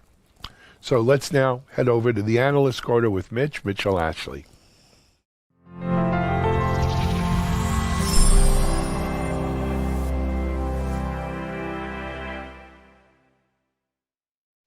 Welcome to Analyst Corner. Mitch Ashley, CEO with Accelerated Strategies Group. I have an interesting interview coming up. I'm going to talk about a little bit first. There is either the necessary or dreaded word of compliance. Now, I have to share with you a little bit of my bias, a little bit of my background. Earlier in my career, kind of not quite midway, a little bit before that, I went into a regulated environment, actually working for telcos. This is during the RBOC days, after the Bell operating system was up. That happened, I guess, in the 80s, and I ended up participating in that part of the industry in the 90s. It was an interesting time because in that environment, you had regulated and unregulated activities. Every meeting started with, is this a regulated activity or is this an unregulated? And couldn't spend money certain ways, and how people got involved and worked, and projects were funded and governed, and all of that was really interesting. It's a nice way of saying it was kind of a mess, but certainly learned about compliance in a big way there. But of course, I think one of the biggest compliance, experiences every at least public company has been involved with has been SOX. And in a way, I think that kind of created an ill will towards compliance kinds of activities, because there's a lot of good things that come from compliance. I can't believe I'm saying that, but there really is. It's a necessary function. It isn't always a necessary evil to everyone else. I think the reason why it's viewed that way is it's one of those kinds of things where you don't get a choice. You have to do something. It's a requirement, and oftentimes there aren't clear expectations. There may be clear penalties if you don't meet whatever expectations that might be. But oftentimes regulatory agencies issue compliance requirements or new regulations, and then it's up to oftentimes third parties, like a large consulting company, to come up with here's how we would administer a program to do such a thing. And I've been through some of those myself. Web trust is something that I'll talk about in this interview that I went through, of which I did a very, very small part of. There were a lot of other really good people that did the heavy lifting on that. But it really gave me, I think, a new appreciation for compliance and the value of it. In that case, it was a necessary evil, because we needed web trust on much of the business that we were going after. That had become and was at some point just a de facto standard. You had to be web trust compliant to be in the digital certificate business or the digital certificate management business. But I learned some important things from that. It really was a great opportunity for us to codify a lot of the knowledge and learnings that we had about how our business operated, how processes were performed. Some things were well documented. Other things were just tribal knowledge, institutional knowledge. And that certainly was a huge benefit. I think the other part of it is it was really having a way of assessing how we're doing to consistently offer the services and goods that we provided. And you knew that when somebody came in, there was something that they were being trained on, and not just a casual training or internal documentation, but something that we were following and we were noting when we didn't follow or when we had to make adjustments to it. Now, that's just one kind of regulation. And the next interview that we'll have up today is with Stephen Cavey, who is with Ground Labs. We're talking about this tension between security and compliance. And we have all kinds, of course. There I think things security people would say are a positive, things like the NIST compliance, even the visa standards that became PCI. Those really help security have some backing to say, this is what we must meet. And it wasn't our own made-up plan. I have to say made-up plans aren't always good. They can be just as good. But it gave us a benchmark that we had to shoot for, and gave security people something to describe to others in the organization, whether it's financially justifying expenses, implementing policies, and are they reasonable, what's required, what's going too far, and what's too much insurance from a security hack, what isn't. And it was very helpful. Those kind of things are good. Now we deal with a lot of things. I mean, there's HIPAA, and another one that almost falls in that SOX compliance realm as being, very pervasive and impacting on almost everyone. But, you have GDPR and CCPA and PDPA and a number of, privacy regulations, of course, too, that are kind of the latest wave of things, all with good intentions. I think it's probably fair to say. Maybe not everyone would agree with that, but I can certainly speak as an individual. If you step back from, our role in the industry, we do want our privacy protected. We don't want it stolen. We do want to know what people are using our information for. We're not quite as easy to just give away our privacy, though it still happens in many realms, whether it's Facebook or on your phone or whatever it might be. So Stephen and I have a really good opportunity to kind of talk about where the state of things are. And, is it really truly a necessary evil, or does that actually probably keep many security people employed? Maybe we should be thankful for that. A different way to look at it. And not to say we just want more regulation so we can hire and retain more people. That's not the purpose, of course.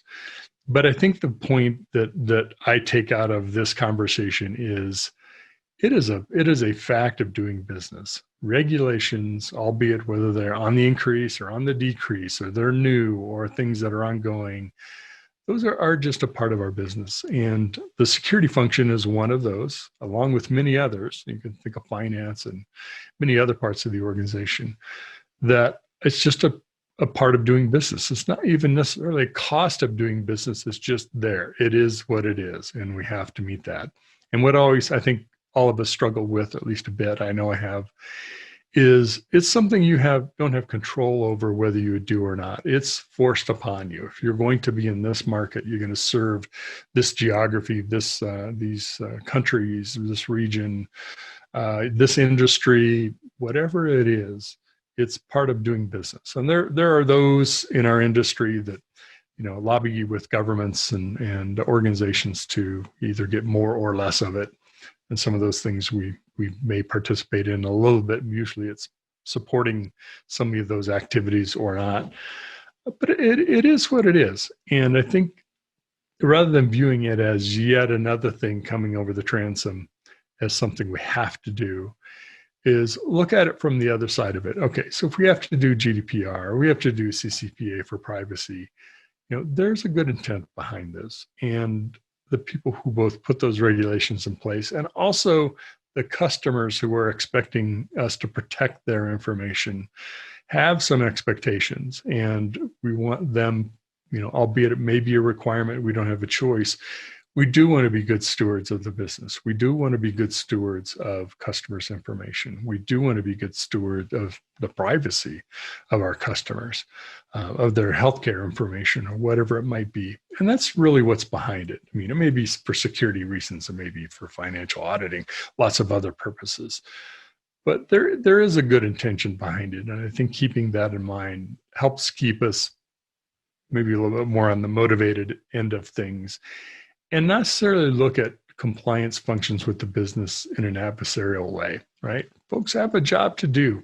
Their job is to keep us out of jail, keep us out of, off the streets of the Wall Street Journal, or off the pages of the Wall Street Journal, off the streets and have a job in some cases, or out of, not being behind bars, as I mentioned. There's some certainly impactful things, but it's also reputation of the business. It's customers' information. There's a lot of good things behind it. And, it's all in how you approach it. You could approach compliance in your role as a compliance officer to be the hammer. You can approach it as they're the enemy and we don't want to do that. And we're going to make everybody's life difficult so they'll stop bothering us.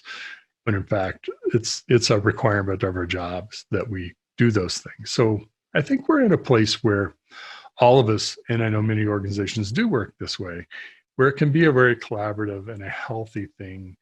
It's part of what we do, and we're going to be working with compliance people. And I even step back to thinking about it in a DevOps world, non-security, well, even a security part of it. There's so much data exhaust that's thrown off in automation of our software processes that much of that, some of it is actually really good input to feed into a compliance process. I mean, you do need to produce your vulnerability scanning and your remediation timeframes, time to repair for software vulnerabilities or production issues that are security related. There's tools that help us with that, and we can make our jobs easier to respond and support those compliance activities. So I introduce this next discussion between Stephen and myself. Stephen, who is a co-founder and chief evangelist with Ground Labs. He's got a lot of experience in this background. And don't chalk compliance up to one of those subjects. Take a look at this. I think you'll enjoy this conversation a lot. Thanks for listening today. This is Digital Anarchist. Joined by Stephen Cavey, who's co-founder and chief evangelist with Ground Labs. Good to be talking with you, Stephen. Likewise, Mitch. Thanks for inviting me on the show today. Glad to have you. You're coming into us from Singapore. I'm in Colorado in the USA, so it's an international show today. Certainly is. Opposite sides of the world and opposite time zones too. Yeah, I heard, I think maybe it was you recently said, I'm working from my hideout. I think that's what we all are doing. I think we've all been working from our hideouts for several months now. And it's ironic, we're all getting used to it. It's sort of the norm. It's really strange when you have to go into the office. Yeah, I haven't had to do that. Of course, I worked remote before, so yeah. It's more the travel, not traveling anywhere. Yeah. Well, let's get to a little bit of, tell us a little bit about yourself, and also for folks that don't know about Ground Labs, love to hear a little bit about that. Absolutely. So I'm Steve Cavey. I'm a co-founder and chief evangelist of Ground Labs. I have a background in network security and payments security. I was one of the first people in Australia to be originally assessed under the PCI standards and was assessed before it became PCI when it was Visa and MasterCard's own standards. And it was really interesting back then. It definitely was the Wild West in the world of e-commerce and how websites were processing payments or taking payment. The good old fill a contact form in, and it turns into an email with a clear text credit card number. Those were the days. And was I supposed to use HTTPS when I built that web page? Oh darn! Do I really need to spend $1,000 on a certificate? I'm not sure. Yeah, they were definitely unique times and good memories, and we all learned an awful lot. And over time, I went from being more back of house, server facing, to front of house, customer facing, and made the evil transition to the dark side. And sort of does role. Yeah, there you go. Yeah, sales, consulting, and these days more evangelizing. But yeah, it's fun because you get to see a lot of people. You're in front of people talking with people. And it's so much more fun. It's so much more interesting than talking to a server. Let me tell you. It is, with a lot of fans blurring around you. Exactly. Well, our topic we wanted to chat about today is, there has been, maybe there always will be, we'll talk about that, this sort of tension or friction between the compliance folks and the security folks. I think there's tension between the compliant folks and everybody else, kind of digging a little bit at the compliant folks. But there's also tension between the security folks and everybody else. So it's a wash. So but, we're all after similar things, right? I mean, compliance just is part of the security job, right? It isn't like you get to choose to do it or not. Compliance is a job that's got to work with everybody in the organization and hopefully productively, and both everybody is working collaboratively. But what's the state of that today, of that relationship? Has it gotten better? Is it getting worse because of all the regulations and privacy issues that we're dealing with? Yeah, so let's think about that for a moment, that statement of compliance people and security people possibly don't get onto. Well, think about it from another standpoint. Compliance is often the reason why the security guys have their job. Certainly in the numbers that we have today. I mean, it's taken compliance to get companies to become much more serious about security than they've ever been. You know, again, we talked about or touched on the Wild West before. When I was on the front line of the of servers and having to deal with the compliance requirements and the firewall rules and the IDS signatures and the file integrity monitoring logs and all of the above, and a large part of my job was very much due to compliance.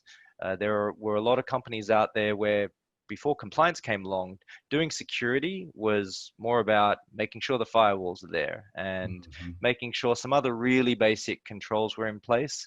You know, and then we started getting VPN concentrators and all the doors were locked, right? Yeah, exactly.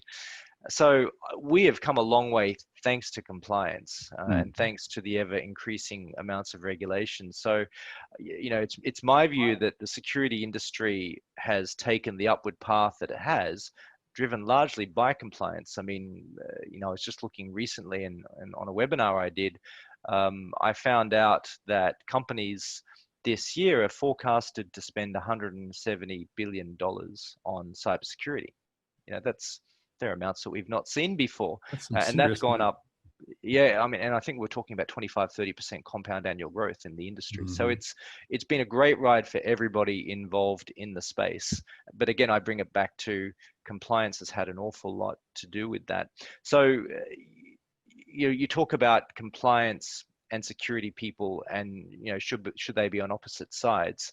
Well, I think they need to be on the same side from the standpoint that it's often the security people that are executing the tasks that keep us compliant in the first place. I mean, the compliance guys are there to ensure we have a thorough understanding of the current standards. We understand what the new regulatory requirements are that are coming around the corner, and we're briefing the team, and we're doing things in advance rather than reacting, which unfortunately is a common problem out there in the world. But ultimately, the security and the compliance folks should be very much almost sitting opposite each other in the same row of cubicles, because they're interdependent. And I just can't see how either function can work effectively without each other. Well, it is a shared objective, whether we choose to think of it that way or not, but it's a cost of doing business at a minimum. It's a requirement of customers, and doesn't always have to be, you know, government regulation kind of things. I mean, I went through a web trust audit, and though I did about 0.01% of any work to do it, and the other folks did a lot of really great work. There was a huge benefit to us, even though that was a cost of doing business. To get certain contracts, we had to be web trust certified and maintain that too. And so well, I remember the attitude required for everybody. I mean, it is not like security guys get to choose it and the compliance guys don't, or whatever, vice versa. That's right. I mean, I remember, you know, going back to my original years when it was the Visa security standard, if you wanted to accept payments. I remember the phone call from Visa, and it was very much along the lines of, because we were a payment processor, they said, well, if you want to continue to process payment cards into our network, here are the security requirements that you need to meet. And you'll need to go get assessed, and you'll need to then show us proof. And I just remember the attitude that we had at that time was very much along the lines of, well, hang on, we haven't needed to do this before. So if you would like to send your people to us and just check out what we're doing, no problems. Doors are open. We'll give you the time of day. Happy to work with you guys. It's a partnership, et cetera, et cetera. And they said, no, you don't get it. If you don't do these things, you cannot be connected to our network. And that was a hard pill to swallow. And I remember having to sell that to the leadership team in the business I was working for. And basically we had to get ourselves to come around and as you say, Mitch, it becomes a cost of doing business, and our budgets going forward completely changed. You know, they had to go up by a significant amount compared to where we had been in previous years. So again, you know, it just ties back into the point, the compliance folks may not be seen favorably by the security folks, because the compliance folks need to absolutely make sure that everything that the security guys are doing is enabling them to stay compliant, because if the business falls out of compliance with whichever security standard, depending on whether you're in health or you're in e-commerce payments, or we're talking about the new CPRA, and that's the hot topic of the certainly in the US at the moment, and the rest of the world, frankly. If you have a decent base of Californian customers, and then you have entities largest in the economy US. in the world, right? In California. There you go, bigger than Canada. So it's something that businesses have to warm up to. And we often talk about those businesses that are new to this. They've never had to deal with regulation of this kind before, and so their first natural reaction is to sit on the fence and say, well, let's just wait and see. Let's see what happens. Let's see who in our industry gets fined, if at all. And if we start seeing some of the ducks in a row fall, then we'll do something about it, and we'll start committing some funds in that direction. And that's a dangerous approach. That's certainly, it's not that we're saying you're guaranteed to suffer a data breach or a security breach, but it certainly puts you up in the risk category. And as we're all learning at the moment, average businesses who do average things in security, that's what's getting hacked. So you've got to find yourself in a position where you're doing better than average. And this is why compliance and regulation is a good thing. It's going to give you a really clear guidance path on exactly what you need to do, what you need to have in place, and how often you need to be checking things. And it's been determined by the industry as being best practice. And if you follow it, your chances of losing data or suffering a security breach or whatever the other consequences that type of compliance is trying to protect you from should hold up. They're because you and I were working in security about the same time frame, the early 2000s, when Visa came out with their, I think it was called PCI yet, but there was sort of the attitude of when we had the I love you virus and code red and all those kind of things, that if I look into security and find out what's going on, then I'm going to have to do something about it. But if I don't know about it, then I can't claim that, well, it wasn't something I knew about and didn't do something about. It was, we just didn't know. And that regulation, whether it's something brought on by Visa or NIST or, that are kind of pushed by the market or by governments, that takes that away. Right, you're required to meet that, and you're required to figure out what it means. I mean, the hard part about a lot of regulations is it doesn't come with the manual of how to do it. You have to usually, like that web trust audit, you had to hire somebody who had an audit process created. Correct. And it was their own, but it met the requirements of that particular standard or audit. I would even take it one step further. Even knowing what you have to comply with, I think is the first hurdle. You take the CPRA, for example. Do you think, well, at the moment it's the CCPA, do you think the California Attorney General's office is proactively calling every business that's in scope for this standard and saying, hi, we're from the Attorney General's office in California, just want to give you a heads up, you need to be compliant with this new standard. It kicked in on July 1. Here are the things you need to do. We'll check up on you in 3 months and see how you're going. If you need any help, here's a hotline, and here's a list of certified consultants who know this standard inside out and can help you if you don't have your own resources. That level of help doesn't exist with government-driven standards. It's only been, for example, industry-based standards where they could push it down into the ecosystem, like the PCI standard, where it was the banks that were acting as the enforcers for and on behalf of the card brands.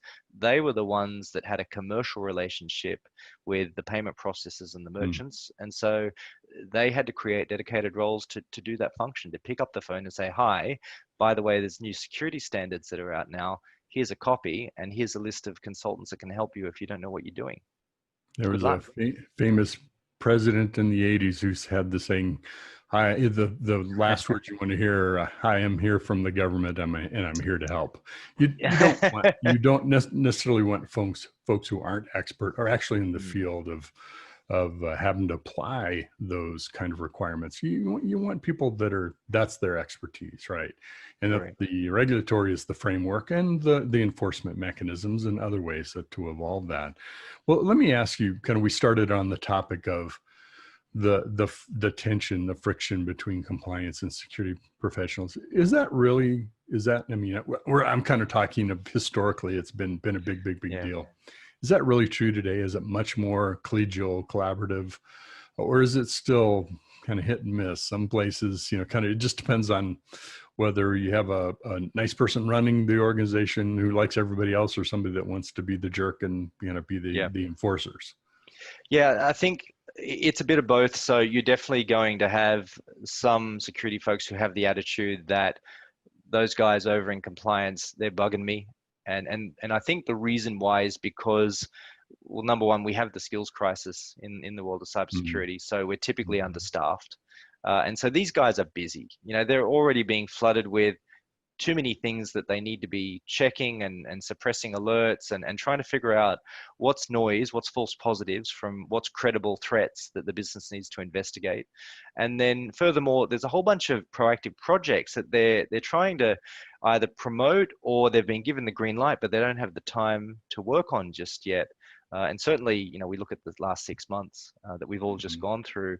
A lot of the security folks that we've interacted with, there's a bunch of things that they wanted to be working on during this time, but a lot of them were just going back and catching up because they were suddenly flooded with all of these remote workers that needed things done, whether it was to be set up for VPNs, or, they just didn't have all of the infrastructure ready because it suddenly happened overnight.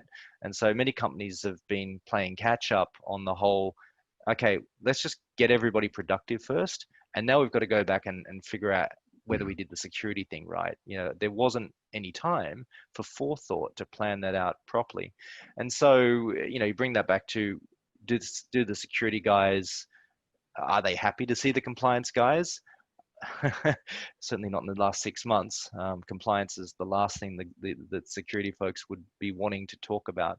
But, we talk about business as usual and how it should normally be. It's my view that you want to talk about KPIs on security ops teams and whatnot. I firmly believe that compliance with the appropriate standards that business has to be compliant with, it should be part of the KPIs that the security folks are measured on, because ultimately they're the ones that are executing those tasks. They're the ones that are making sure that, for example, there might be a person who's responsible for patching, okay? And patches are typically classified high, medium, and low priority patches. So your lows, you push out for as long as you can. Your highs, you do immediately. Your mediums, it's subjective, depending on the risk assessment of where the patch needs to be applied versus the severity of the system. Maybe it's a very live mission critical system. Taking it offline is a big problem. It's going to have impact. And so there's a balance there, but some compliance standards may see differently on what the internal assessment is of the priority for those patches. So you've got to bring the guys into alignment with, well, what are the standards that we have to adhere to? Because there's a bigger picture here, which is there may be penalties and or other consequences to not remaining fully compliant throughout the year, particularly the standards where you're required to bring in an assessor and validate, and they're going to go back through the records throughout the year, whether, make sure your quarterly scans are being done, make sure your patches were done on time, and that your patching policy is correctly aligned to what the requirements of the standard are. So, I think security folks, you've got to bring them into alignment with the compliance folks, because no doubt the compliance folks are KPI'd on staying compliant. Well, if they're relying on a separate team, those guys have to be all on the same page. If they're not, then yeah, you have this. Going back to kind of the Intel, origins of KPI and OKRs and things like that. Part of the objective there is to get aligned and sometimes shared objectives ultimately and with KPIs. The business. Yeah, it's it's interesting that I think it's sort of this. I don't want to psychobabble anybody, but it's kind of that victim mentality. It's like, yeah, oh no, here comes another. But that's part of it. That's what you're there for. That's what the business is relying on. Yeah. And unfortunately, no regulation, no compliance thing goes away. We only add more, right? I mean, generally speaking, that's true. But that's why you got stuff to work on. Like you said, right? And this is the reason why we're needing dedicated people in the function of compliance. You just touched on a good one there, Mitch, which is the UN came out with a stat that says 132 countries now have privacy and or security regulations. That's a huge step forward from where we've been. The global economy. In the global economy. And this is the thing where a lot of businesses misunderstand this topic, which is even if they confront the topic of, okay, what security and compliance regulations do we have to be concerned with? The default assumption is, well, wherever we're located, they're the laws that we have to think about and worry about. But in today's security and compliance regulation world, it's not about where you are, it's about where your customers are. And these are the standards you have to worry about. So if you're an American business and you have a substantial base of European customers, unfortunately, the GDPR is on your radar. And that's one of the more harsher standards that businesses are facing. And certainly when we were surveying around and having GDPR conversations, the Europeans immediately were on board because it's like, well, that's our standard, so we know we have to do something about it. But you talk to an American company about that, and unless they had a certain level of maturity in their compliance and regulatory thinking, they had typically a dedicated function that was always saying, right, what's the next problem we have to worry about? And they're on a proactive look for standards that they have to comply with. It start with deny, and then if pushed appropriately from the right angle, then we'll look into it. So it's a real interesting issue. But again, it comes back to, look, that motherhood statement that we always talk about in our industry. Security is not an IT problem. Security is a business problem. So it starts with the business has to buy in. And this is why the CISO has never had such a loud voice before until now. I mean, the CISO is even sitting on some boards, or at the very least has a direct line into the board to brief the board on the issues of cybersecurity, how the business is currently positioned, how it's addressing the risks that it's confronting in its specific industry. And that's flowing through to higher security spend, more dedicated roles. We're talking about, apart from compliance people, we're talking about chief privacy officers, chief data officers. We're talking about very niche specific roles who's designed to think exclusively about, what about all the data that we have in the business? Or, what about all of these privacy regulations where if we get knocked on the door by a customer or a former customer, then we only have, say, 30 days that we have to respond and tell them what information we've been holding about them all these years. And are we ready and prepared for that? And that level of complexity is why you're seeing these more specialist roles evolve in some of these medium and larger organizations. So I'd like to take a few minutes before we wrap up here, Steve. Tell us a little bit more about Ground Labs and how you fit into this ecosystem of compliance and data, what you guys do. Absolutely. So one of the biggest problems that we've seen for the longest time, this goes back to, long before my co-founder Peter Duthie and I founded Ground Labs in the late 2000s, was that companies don't necessarily know where all their data is. And I'm not just talking about any data. In particular, we're talking about personal data, sensitive data. I mean, this is the reason why these regulations exist, is because the bad guys are no longer trying to break into your network because of ego. They're not Kevin Mitnick. They're trying to break into your network because the data that you hold has value on the black market. And if they can get their hands on it, then they can monetize that. So the fundamental problem is that many data breaches that have occurred in the past and even now, often the data that's being stolen is data the company didn't even know it was storing in the first place. And the reason why companies don't know they're storing it is because some companies are taking some steps towards trying to understand what data they have, which is what we call a top-down approach. They go to the organization, they interview every head of department and say, what data are you collecting? Where are we storing it? What are you using it for? But what they're not doing, and this is why Ground Labs came into existence, is doing a full bottom-up data discovery process across every system, every data storage repository that exists across the whole business. So what we do is we provide a piece of software that companies can install either into the cloud or within their own environment, and it scans across every single data location, and that'll include their endpoint on their laptops, up on their servers, their email, their SharePoint, their cloud storage, and even their enterprise databases, their Oracles, their Teradatas, their Microsoft SQLs, and so on.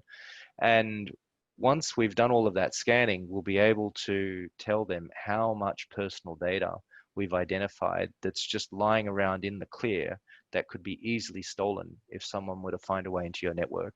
And in certain scenarios, we can then help them clean that data up. We provide a remediation function that can encrypt data, delete that data, relocate it, because often in more than 50% of the cases we've seen, once we've found a lot of data, and I'm talking about not just hundreds of thousands. I mean, it ranges from millions of records to hundreds of millions of records. And we have a number of clients where they've literally found billions of records of personal data, not necessarily unique, but, it might be, it might be 1 million customers or 5 million customers, but that data is replicated more than a dozen times and beyond across the business. You send an email that's stored several times. Needless to say, there is a data sprawl problem out there that most businesses are very unaware of. And our mission at Ground Labs is to help companies understand that risk and then help them clean it all up. And ideally, if someone did find a way to break into your network, there's no data left to steal. Well, and just to support what you're saying, which I would agree with you, between digital strategies, digital transformation, IoT, AI, machine learning only works because of massive amounts of data that it uses. Correct.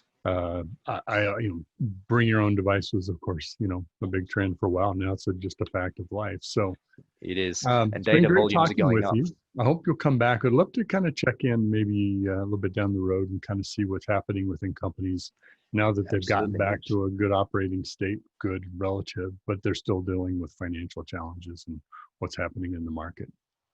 Yeah, no, we'd love to, Mitch. It'd be great to catch up again and also catch up on what's happening out there in the world of data, because it's an evolving trend. And one thing's for certain, the amount of data is going to keep going up. Yeah, and that's the real challenge that's facing. At a pretty fast rate.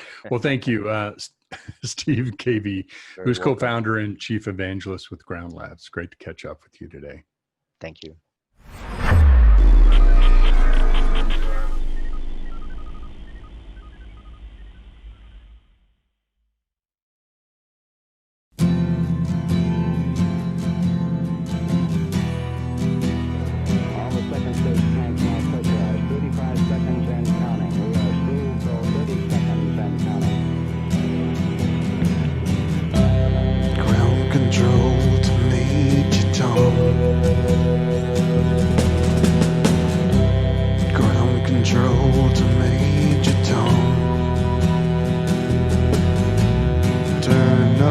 CI/CD pipe and put your observability on.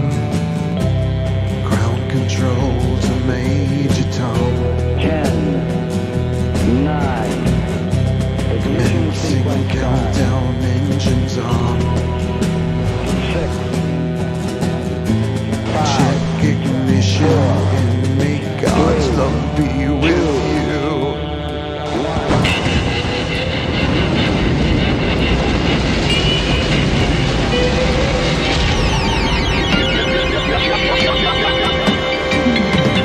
This is Major Tom to Ground Control. DevOps Command is here to stay. I have a great way for you to engage today. DevOps looks very different, but not to worry. We have KK to show you the way, and Batya Galoob has something to say. And more. DevOps Experience 3 is coming your way October 22nd. And as it has been since the first, it's virtual. We know everything's virtual today, but this one is designed virtual from the start, and it's free as it should be. We have great speakers beyond KK and Batya Galoob, along with lots of learning and interactive chat, expo halls. We're going to be covering CI, CD, observability, GitOps, SRE, tools, the humans of DevOps, and some surprises too. Sign up today at DevOpsExperience.com. DevOps Experience is going to go where no DevOps conference has ever gone before, and the force will be with you. So can you hear me, Major Tom? Can you hear me, Major Tom? See you at DevOps Experience, October 22nd, DevOpsExperience.com.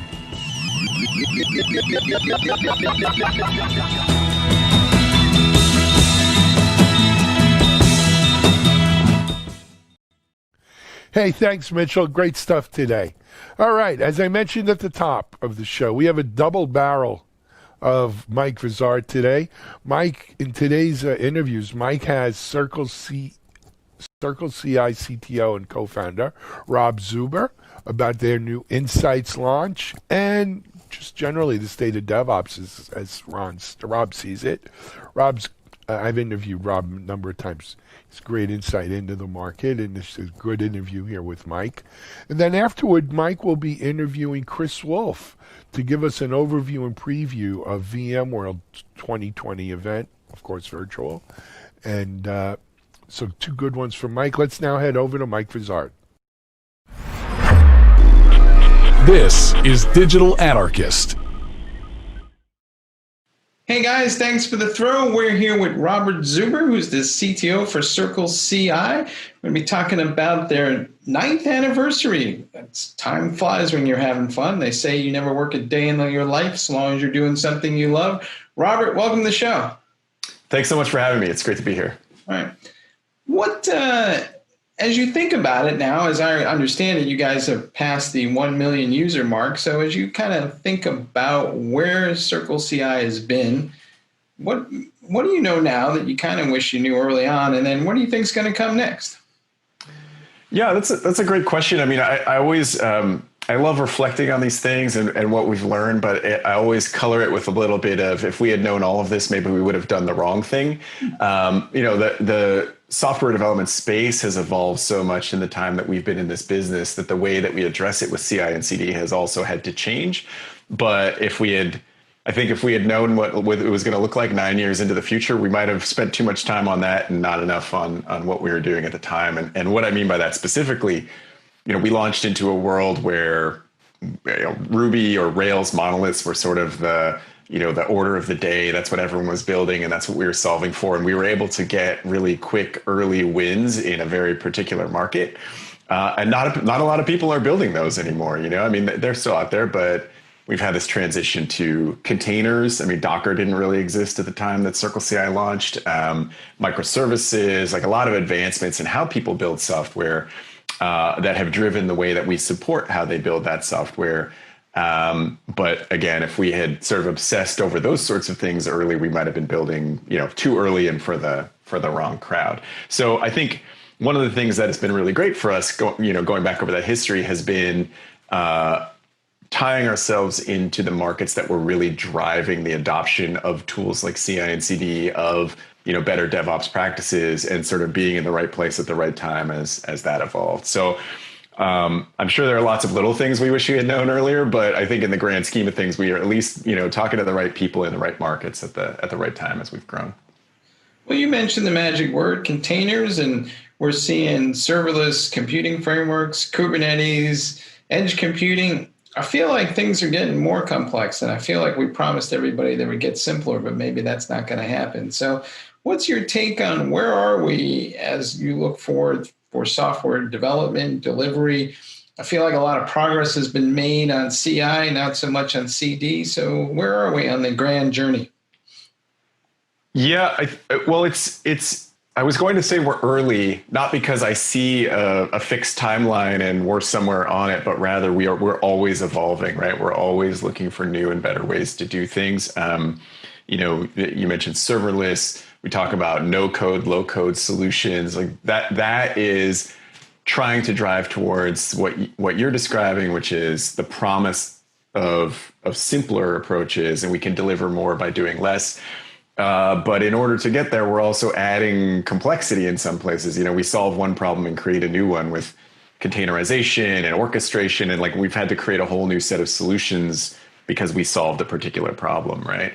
And so where do I think we are on that constant evolution? I think the question that we all have to grapple with in that, evolution is maybe an appropriate word, is we create a bunch of different potential solutions, and one or two of them turn out to be really helpful and the other turn out to be distractions that we chase for a while. And I think if we could get better at identifying which paths to follow, and I'm not talking about Circle CI specifically in this case, but just as the software community, maybe we would all do ourselves a favor. There's lots of sort of over-architected solutions that we've seen in the past that now we look back on and think, why did we ever spend time on that? Because then we found this simple approach that actually helped us a lot more. And I think we would all do well to get better at sort of picking those out earlier and saying, maybe let's try the simple one, right? Not the one that took 7 standards bodies and 8 years to develop, but maybe the one that someone just thought, oh, maybe this will work. And it, ended up being the one that ultimately caught on. I think I use REST as an example constantly when I talk about things like that versus, Corba and SOAP and all these other really complex frameworks that we developed. And I think there are parallels in how we're approaching other areas of the stack right now. So my abstractions have abstractions, but some of them are distractions. Starting to sound like a little rap song to me. But, exactly. You guys just launched this Insights platform. So how does that help me navigate all these different abstractions? And what's a distraction? It's a great question. I think that ties these things together, right? So we're solving some problems and sort of creating new problems. And you talked about some incidental complexity that we're introducing. So as our deployment environments get more complex, meaning taking microservices and containerized systems as an example, we've sort of enabled that through having great CI and CD practices, and it enables teams to have a simpler worldview because they are focused on an individual component, right? I now have a much smaller piece of the puzzle. I'm focused on that. I can deliver it quickly, and it's independent or decoupled from some of these other parts of the system. But we've shifted that then complexity into the system and the integration between those things. And so one of the things that you want is visibility over a broader range of what's happening. And so where we're headed in terms of insights is both insight into my project and what I'm working on specifically. Am I delivering effectively? Am I maintaining my velocity? Am I having a high level of failures in test because there's some complexity that I don't understand or my team doesn't understand? Those are all useful things to have insight and visibility into. And then getting that across the spectrum of, I'm deploying actually 5 or 10 projects regularly to make up my system. I mean, of course, those numbers go up and up depending on who you are. And seeing across that, there seems to be a hotspot or a problem over here. In this area of the system, we aren't able to deliver as reliably or effectively. Maybe we should look at how that integrates into the other parts, or maybe a dependency that we don't understand. Those sorts of things, and surfacing that up, not at the, my build failed level, right, which is a very single instance, but over time, there's a trend in failures that's a standout from others. We should probably go look into that and see if we can understand what's causing that and allow us to, get back to delivering quickly and effectively. Does that make sense? Yeah, it does. Do you think the shift to microservices, containers, and all these different architectures will force more organizations down the path towards DevOps? It seems like we've been talking about DevOps for, 10 years or so now, and it still feels we're a little bit on that journey. Do you think this will push people over the proverbial edge? Well, I think there's the short answer would probably be yes, as people try to pursue the solutions to some of their other problems, again, like large teams and breaking down structure in a way that's easy to work with. But there's an expression that we use around DevOps that if something is hard, do it more often, basically, so that you force yourself to do it well, right? And by breaking up a system into services, you're actually increasing likely the rate of deploy, or just number of deploys, because you're deploying so many different pieces, right? And the complexity is increasing, and to your point, sort of creating a breaking point. That doesn't mean that I would advocate, if you're not good at delivering one piece of software, break it up into a bunch so you can be bad at delivering a lot of different software. I would certainly advocate getting good at delivering that one piece before you start breaking it up. But it might be that point where people say, you know what, it's not going to be possible to do these manual workarounds or whatever it might be where you haven't adopted DevOps practices really well. And so now we're going to make that investment because we see that we want to get to this next level, and we're just not going to be able to get there effectively without putting in the foundational tooling, right? Tooling and processes. I mean, I obviously like to think about tools, but ultimately I'll always say that without the matching culture, the tools will never save you. Right. You guys have spent a lot of time and effort on integration. You have these things called orbs, I think. Mm-hmm.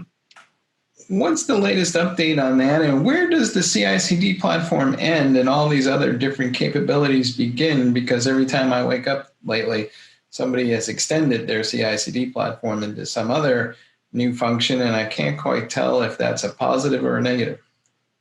Yeah, great question. So talking about integrations, CI/CD sits sort of in the center of your flow, right? You're going from developers collaborating and working on software into a production environment, and to get from one to the other and make sure you're confident and have valid software along the way, that centers around your CI and CD platform. And so initially, when we first came to market, like I said, it was Rails monoliths being deployed into Heroku or AWS. And it was just a very small set of systems that we were or stacks, I guess, that we were supporting. And as the world, we love to create new tech stacks and new solutions to problems, whatever. As that has evolved, it's been very helpful to say, oh, you can support these new stacks yourself, right, by creating orbs, and then share that with other people. So that takes advantage of the huge base of customers that we have to help solve each other's problems faster than just our engineering team could solve them for everybody, and creates a lot of leverage in the market space for folks to help each other out and create solutions and tie into these new systems as they evolve. So the boundary of that is I think the rest of your question, where does our system end and others start? Certainly, version control is not part of CI/CD and the running platform, but everything in between is really about making sure that you have real confidence in the software that you're delivering, right? And that some of that may be happening inside of production environments. Get software out, but release it slowly, make sure it's performing effectively in the way that we expected, right? Again, to manage some of this growing complexity. And so I think that everything that is about, to us, everything that is about validation and truly understanding how effectively I have made the change that I'm trying to make and it's going to do what I want for my customers, I consider within that space. Whether it's truly under CI or CD or something else is less relevant. And to me, it's more, do I have the confidence to deliver this to my customers and know, A, that I'm putting the right thing in front of them, or B, when I don't catch something, I can deal with that and get another version in front of them very quickly, right, through all of that automation. What's your take on all the merger and acquisition activity that's been going on, and a lot of money now pouring into the space? So it seems like it's a bit of a paradox. The overall space gets bigger, but the vendors are consolidating, but then there's little startups coming along. So where are we in this technology curve? Yeah, it's a really great question. Not only M&A activity, but we're seeing a lot of companies in the DevOps or developer tooling space, IPOing at this point, like getting to a level of maturity where both public and private investors see the value and the potential in what we're doing. I would say exactly to your point, from an M&A activity, some companies are finding that they're going to be better off in combination. Maybe they have a piece of the puzzle, but not the whole thing, and can get more value to a customer through combination. But there's also companies starting up now and filling in some of those spots, or trying to take on a slightly different view on things. That, to me, that's just the startup ecosystem in a way, right? Everyone takes new approaches and new ways and tries out new things, and some of them work and some of them don't. And having done it for a long time, I both respect it a lot and I value the kind of, those small tests. But at the other end, again, you've got, huge valuation on companies in this space, because every company now is trying to differentiate, every company, not just software companies, on software, right? So if I'm a bank or an airline or anything else, one of the key ways that I can differentiate against my competitors is the customer experience that my customers have through the software tools that I provide, right? Software, apps, websites, whatever that might be, notifications, just understanding of what's happening. And so people realize, if I want to build effectively and deliver a great customer experience to my customers, then I need to have a great software team that can build and deliver that experience. And to have a great software team, we're going to use great practices, great tools, whatever that might be. Again, culture plus tools is really the solution. And that is driving demand, not just for CI/CD, which I'm obviously very excited about, and a huge amount of it for CI and CD, but everything from, monitoring platforms to, like production cloud environments, whatever that might be. So I think we're seeing the recognition of how much value software can drive turning into much more interest and understanding, honestly, of the space that we're in, and value recognition in the types of tools that Circle CI and others are delivering. How automated can things get? Every time you turn around these days, somebody's talking about a machine learning algorithm or a deep learning algorithm, and they want to apply AI just about to everything. And you can argue about what AI is or isn't, but something is coming along the path here that seems to want to automate much more of the process. So what do you think is going to be the right man-machine interface for software development going forward?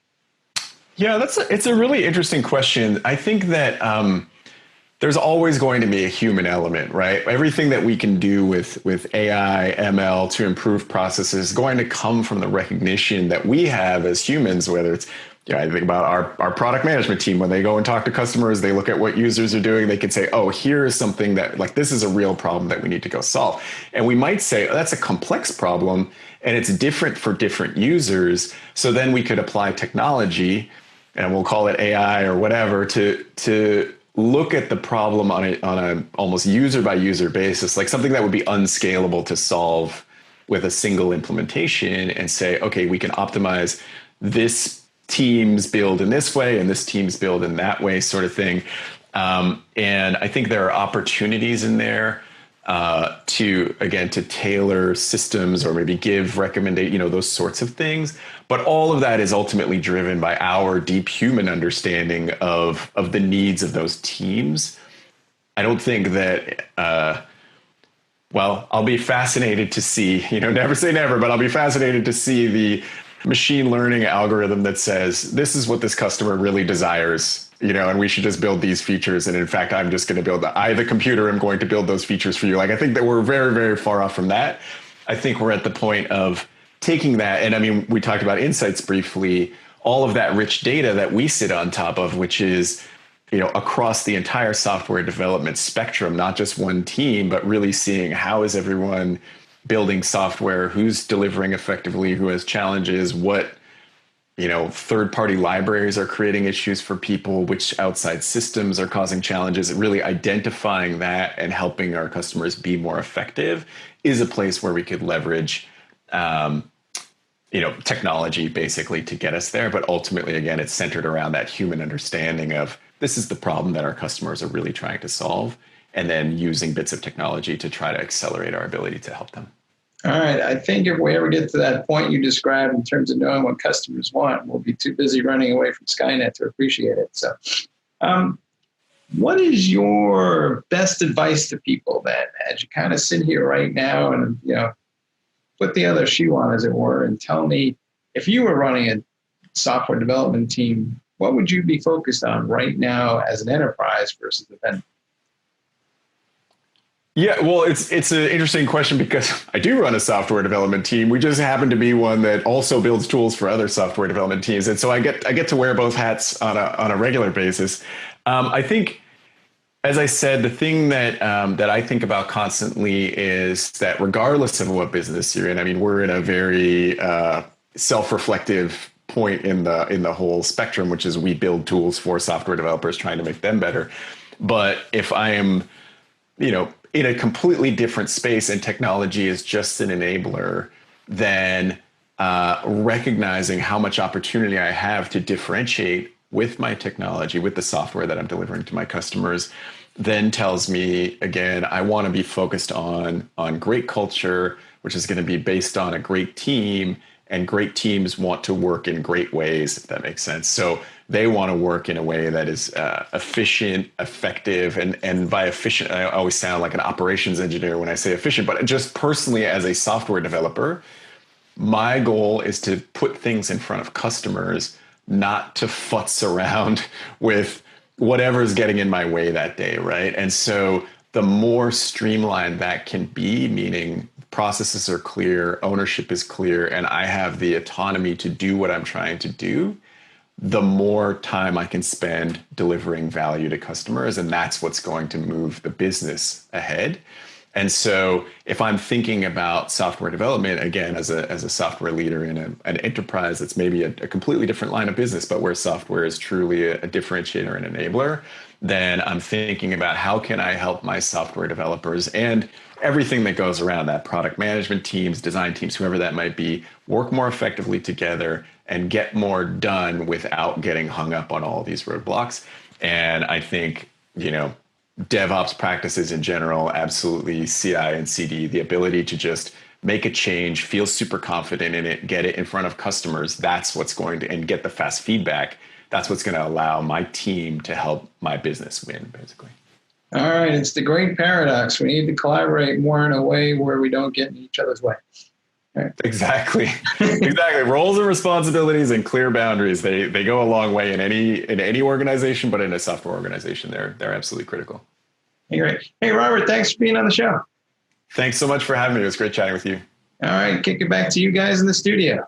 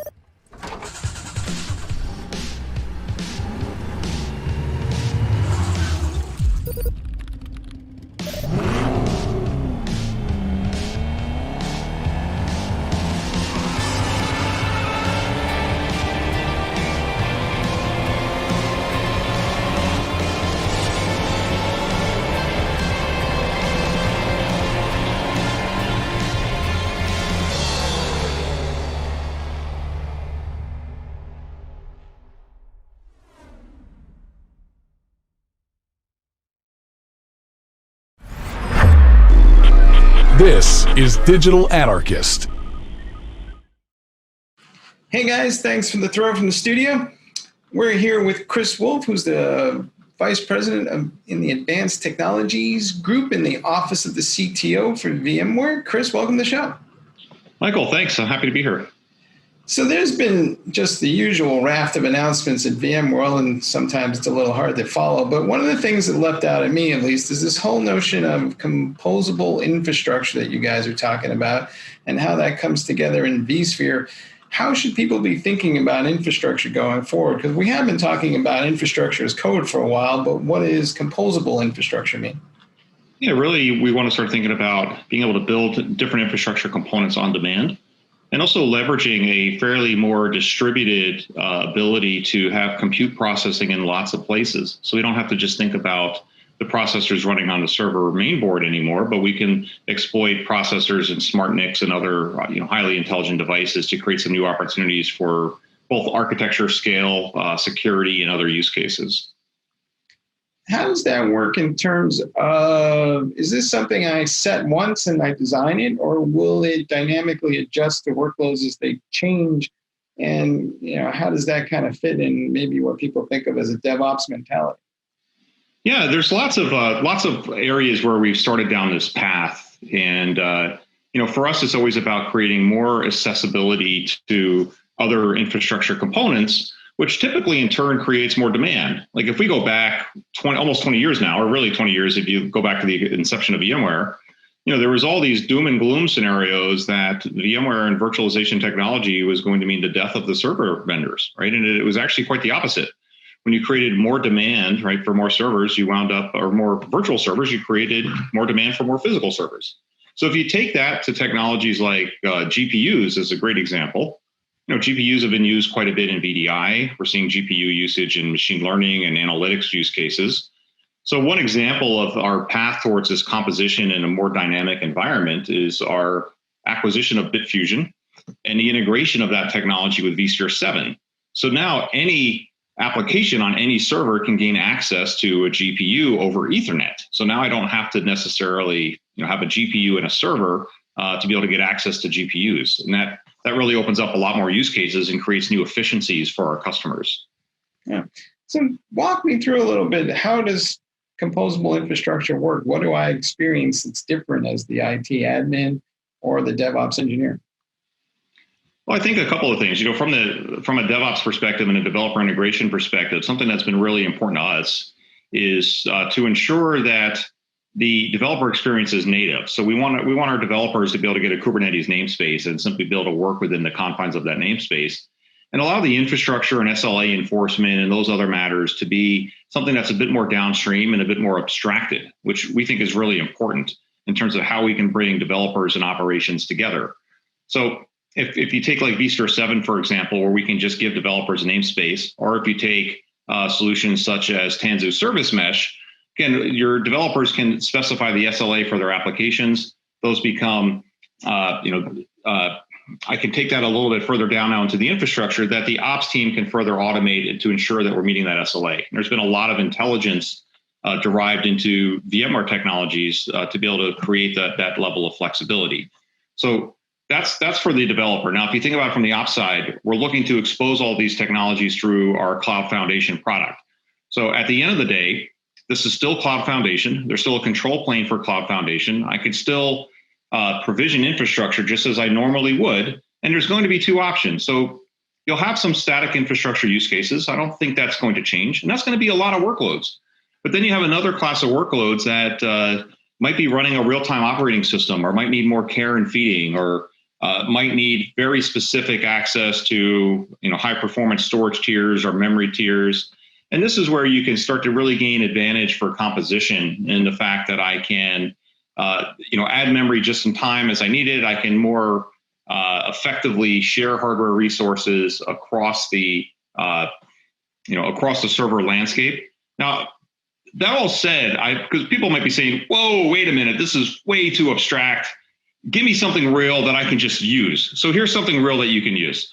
With this technology, I want to be able to scale firewalls. I want to be able to have distributed firewalls on my server, similar to what we've seen with technologies like NSX today. And that's been great. But there's always that performance overhead. And if I have a large database system running on a server, maybe I don't want that firewall occupying CPU cycles. So what we're now going to be able to do with Project Monterey is I can take that distributed firewall, I can run it locally inside the server, but on a SmartNIC. So now the firewall and security I've actually isolated from the virtual machine now running on the x86 side. And I'm able to better scale security, scale my firewall. I can still get some line rate performance, and actually might get performance benefits now running some of those security services on the SmartNIC as opposed to running them directly, say, on the ESX host itself. All right, so my abstractions are having abstractions. I get that. But can I just get to the point where here's my app, here's its attributes, here are the service levels that I require, and maybe VMware will just automate everything from there on the back end. And I just, people are talking about AI ops, pick your buzzword of the day, it doesn't really matter. But at what point can the infrastructure get smarter? Yeah, I would say we're absolutely on that path. If you look at some of the announcements that we had today at the conference, a good example of that is how we've been able to graduate Project Magna into vRealize AI. And what we're now able to do in terms of infrastructure having intelligence is we can dynamically adjust your vSAN read and write IO cache to improve application performance. This is done using reinforcement learning technologies that we've been working on over the past 3 years. And with early adopters of this technology, we have seen storage IO gains in the neighborhood of 40 to 50% for some of their applications. So this is pretty massive. You're putting the application on the server, you're letting our management take over, and we're able to fine tune the IO buffers and the cache sizes to get really significant performance gains. And this is taking you down that path of that highly intelligent self-optimizing infrastructure. So the cache sizes is just the start. There's a lot more to come here in the future. Do you guys think that as we go forward here, people are less resistant to automation than they might have been in the past? There's certainly a lot of people who are skeptical of anything with the phrase AI in it, but I wonder, in the downturn and with a lot of pressure that people are facing, are you hearing more from folks that they want to know more about automation and maybe how to use it, and they're just generally more receptive? Yeah, it's been quite incredible, actually. The conversations I've had with customers recently, automation has been one of the key topics. It's been of high interest because, at the end of the day now, it's becoming more difficult to get folks into data centers, turning knobs and doing some of this type of work. It's placing a premium on automation because there's two pressures. I want my infrastructure more intelligent, more automated. I want everything around my applications to be more automated. And then at the same time, I'm looking to free up my IT staff to focus on areas that can further differentiate my business. An example of that would be a lab testing company that in a matter of weeks had to be able to roll out at massive scale these mobile testing clinics to meet the COVID requirements for government contracts that they had secured. They needed to have their IT to be able to wholly focus on some of these new business initiatives. And that meant that everything else that was running in the data center had to just be able to work or had to be able to work efficiently. So that's placing a greater premium on automation, I would say, than we've seen any time in the past. All right. Now, you guys were also talking a lot about SASE, not my favorite buzzword of the day. I kind of like secure SD-WAN. In my mind, kind of sums it up a little more succinctly in a way that people can understand. But clearly, there's a lot of focus on what to do with remote users now that most of them are working from home, will stay working from home for a while. Yeah. What are you guys up to in this space, and why should folks be paying attention? Yeah, it's really important, technology, and regardless of what we call it, these are real problems that have to be solved. When we think about Work 2.0 initiatives, right, is my organization alone, where you have folks in 6 different countries doing engineering functions. Many of them in the past had to report to a VMware central engineering office. They were shifting to working from home. And, traditional IT architecture, there's lots of hairpinning, having to, send data through a central corporate or several corporate DMZs for scrubbing and what have you. So the notion of being able to scale out security and getting it closer to the end user, to scale out network optimizations, right? These are really important technologies. So for us, we see this as really, really important for our customers. The notion of being able to have firewall as a service is huge. To be able to, scrub packets out at the pop, as opposed to doing that within the confines of your own data center or firewall, is a huge performance benefit as well. The fact that I'm able to do a lot of termination of some of that traffic, outside of my primary pipe, say to the internet or to other corporate networks. So there's a lot of benefits there as well. Plus just the fact that we're able to roll this out as a SaaS offering, we think we're going to see some fairly significant adoption. The other thing I'll mention, from a VeloCloud perspective, we're going to have more than 100 different locations, more than 2,700 different points of presence. So when you look at the scale that we have for our SASE offering, it's already best in class. Does the VPN eventually go away? Because the perimeter is now my home office, essentially. So do I extend the SD-WAN from the branch office to the house, or how will that kind of work out in your mind as we go forward?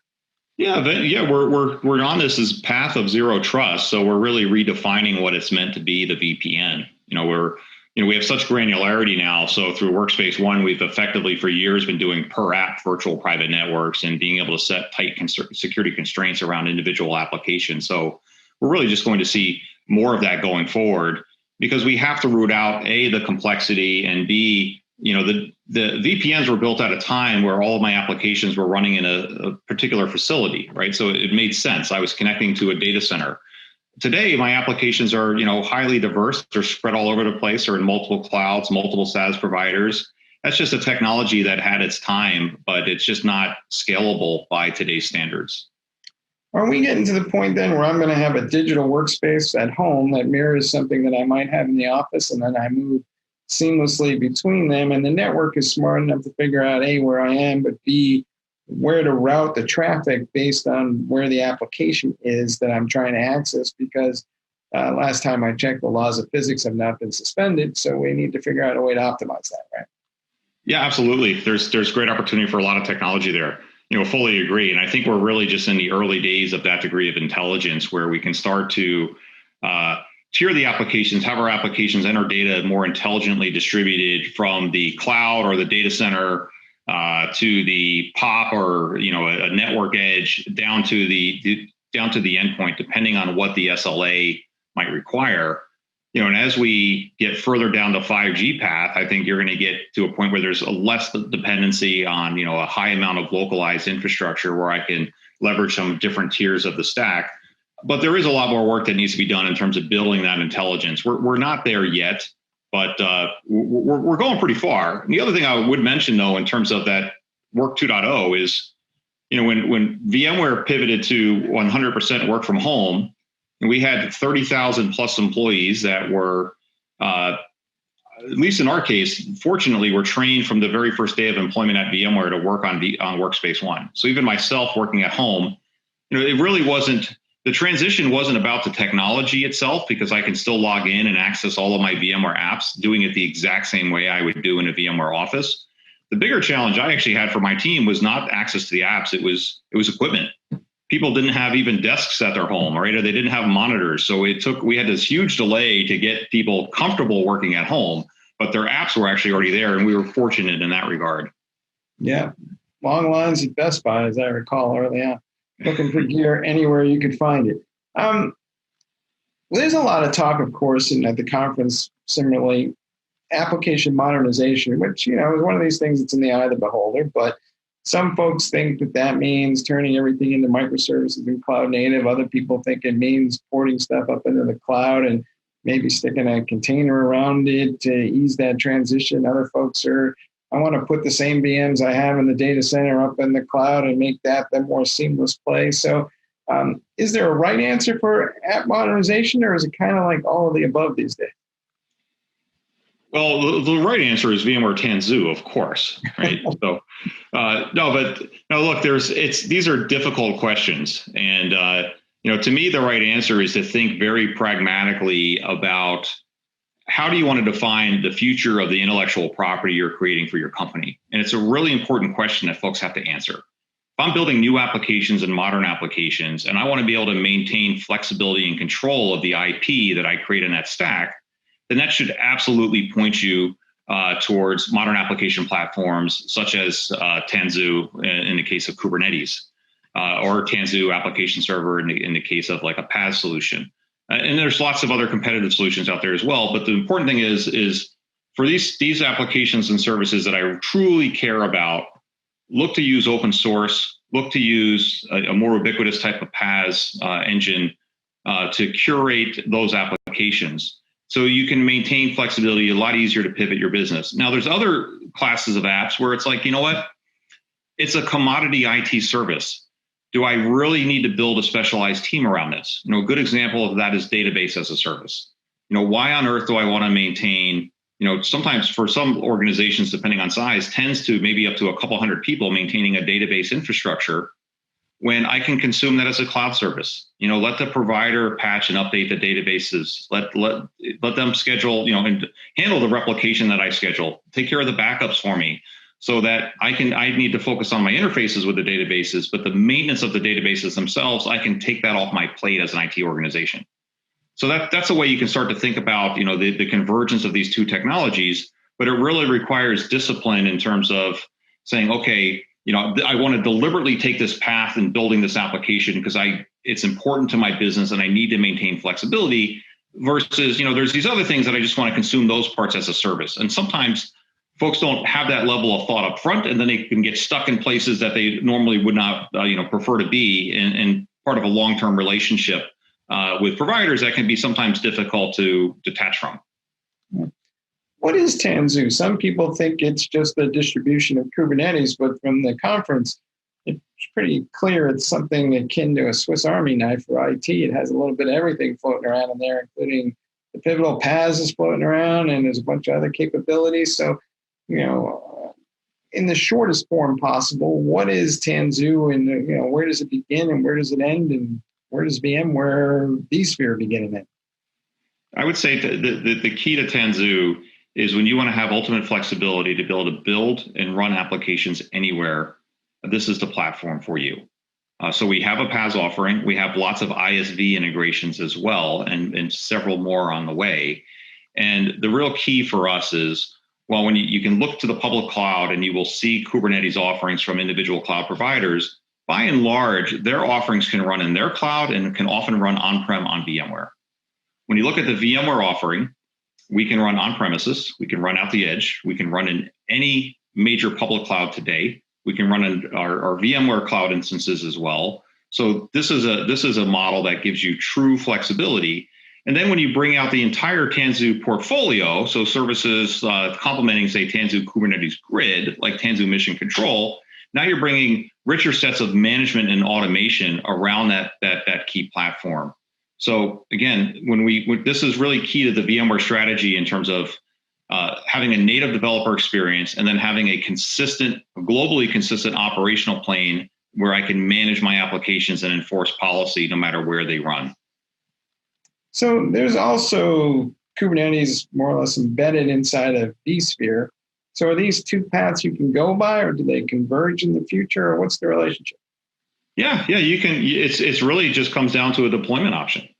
The Tanzu Kubernetes Grid I'm running, or excuse me, if I say vSphere 7 with Kubernetes versus Tanzu Kubernetes Grid running in another platform, it's same. So I can have that flexibility. Now, what's really key about vSphere 7 with Kubernetes is it gives me a consistent way in which my developers can interact with the infrastructure.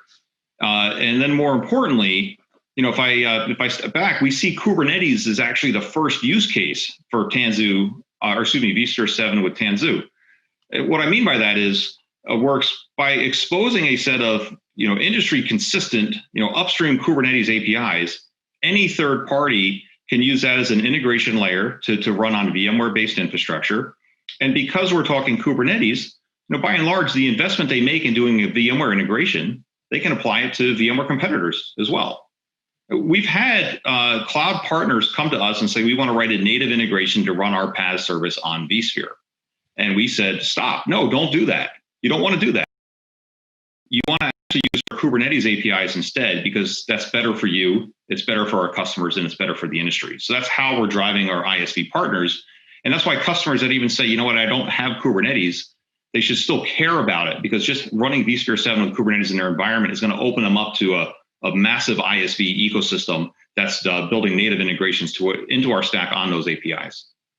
What is your take on what the future role for the IT administrator is going to be in this world? Because there are people running around going, hey, I'm a full stack DevOps engineer. I'm going to run the whole thing. And the administrators won't be needed because we're doing that through APIs and CLIs and all that other stuff. Meanwhile, though, there are boatloads of IT administrators out there that are using graphical tools. So what is the right balance between these positions? Yeah, I think there's the world is just far too complex for somebody to really think they can do it all and do it well. We see it all the time where we have enterprise customers that say, we're going to build this full stack and we're just going to go bare metal, and we don't want to use VMware for these workloads. And we're like, okay, nobody's perfect. Go ahead, right? Walk down the path. And I don't want to be sarcastic here, because there's lots of use cases where I do need to use bare metal, and we see it today with our customers. But in the case of trying to run a full stack, when you have to do change management, security, audit, policy enforcement, right, backup and recovery, performance management, SLA enforcement, right, the list goes on and on. These are really hard problems to solve. And to think that single individuals can solve all of these and then really focus on, say, business innovation, it's just too hard to do. So what we're saying is, and if you think about the future of the VMware admin, there is so much that you still need to do from an infrastructure perspective. Yes, you want to make your infrastructure automated and programmatic. So am I changing my skill set? Yeah, you are a little bit, because we're making our platforms, and you're seeing infrastructure become a bit more modularized than it had been in the past. So because of that, the admin functions are more around automation and setting policies and these kind of things. They're a little bit further up the stack, but they're still important jobs. And you still need to have full awareness of how these different pieces of the stack are dependent on one another. So I don't see that as changing much going forward, but there is definitely an evolution of skill sets, which we've had through our whole careers. If skills didn't change, I would still be the best certified Novell engineer on the planet, right? But times have changed, and you have to continue to evolve. I think most of us have. I think, the simple fact of the matter is there's only so many hours in the day. And if you're playing around with infrastructure for a minute, that's another minute you're not writing code, right? Yeah, exactly. So what was the coolest thing at VMworld that, you wish people had paid more attention to, or that didn't quite get the billing, or just, is unique sitting off in the corner somewhere that, people might have overlooked? What's this little gem somewhere that you think people should check out? I'll give you two. One would be a session I'm doing with my peer Daniel Beveridge on X Labs innovations in the CTO office. So these are emergent innovation projects that we're working to bring to market. Really cool demos. There's some super tech that's in that particular session. Lots of things that we haven't even talked about in here. Including a project, just to give you an idea, we're incubating a project that's automating accessibility testing. It's a project that we're going to open source. And for VMware, we found that for every 1% of accessibility testing we can automate, we save about $40,000. We're right now, we're in the low to mid 60s in terms of how much is left in terms of manual testing. So we're saving some real money, and we think we can get that down to about a 50% automation. And this is using some supervised learning techniques to drive the automation, and we're continuing to improve the platform. There's other nice nuggets in there, in the VMware wheelhouse in terms of just cool things we're doing with ARM and other projects. The last thing I want to leave you with, though, is Greg Lavender's session, where he's going into some other areas of emerging technology that I think are just super fascinating. One is some auto scaling capabilities that we're baking into Tanzu Service Mesh. The other is a partnership that we have with Azure in terms of bringing some Azure capabilities on premises. So super cool demos. I think that's something that everybody definitely want to check out. They might miss it if they're not paying attention. All right. Do you miss the physical interaction of a live show, or do you think the online stuff is easier to find all the cool stuff? I miss the interaction. I do. I've been going to VMworlds for as long as I can remember. I've been in the VMware community since the year 2000. Starting with some work I was doing on the workstation platform, and then helping the first GSX adopters run on Commvault backups way back in the day. And for me, VMworld is always the chance to see your friends, to talk, to share ideas. And it's always been about the community. So I know we're doing a lot to try to make the best of it that we can for the way the world is right now, but it's tough. It's not the same. There's so many friends I've had for decades now that it's always great to see them there. All right, great. Hey, Chris, thanks for stopping by the show. Mike, really appreciate the time. Thanks very much. All right, and back to you guys in the studio.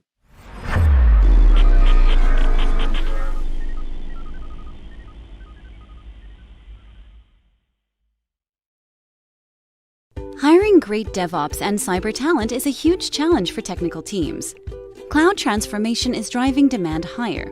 You've tried doing it yourself. Job boards, LinkedIn, didn't work. Recruiters are an option, but who do you trust and not waste your time and money? RecruitOps is the new way to source engineering talent. From MediaOps, the people behind DevOps.com, Security Boulevard, Container Journal, and more. We sit right in the middle of the hottest positions in Dev, Sec, and Ops, and the brightest minds in the field. If you're looking for a great position or the talent to fill it, we can help you. Trust us, risk-free. Hey, we hope you enjoyed today's show. It was packed full of interviews and news and information. You could still head on over to Operationalizing Cloud Native with Kubernetes. It's on the rest of the day. You could catch speakers on demand. You could see some of the live ones. I know Priyanka's not speaking live till this afternoon. Check that out. We will be back Monday with fresh content for TechStrong TV. Until then, this is Alan Schemmel. Stay safe, stay well, stay strong. TechStrong, we're out.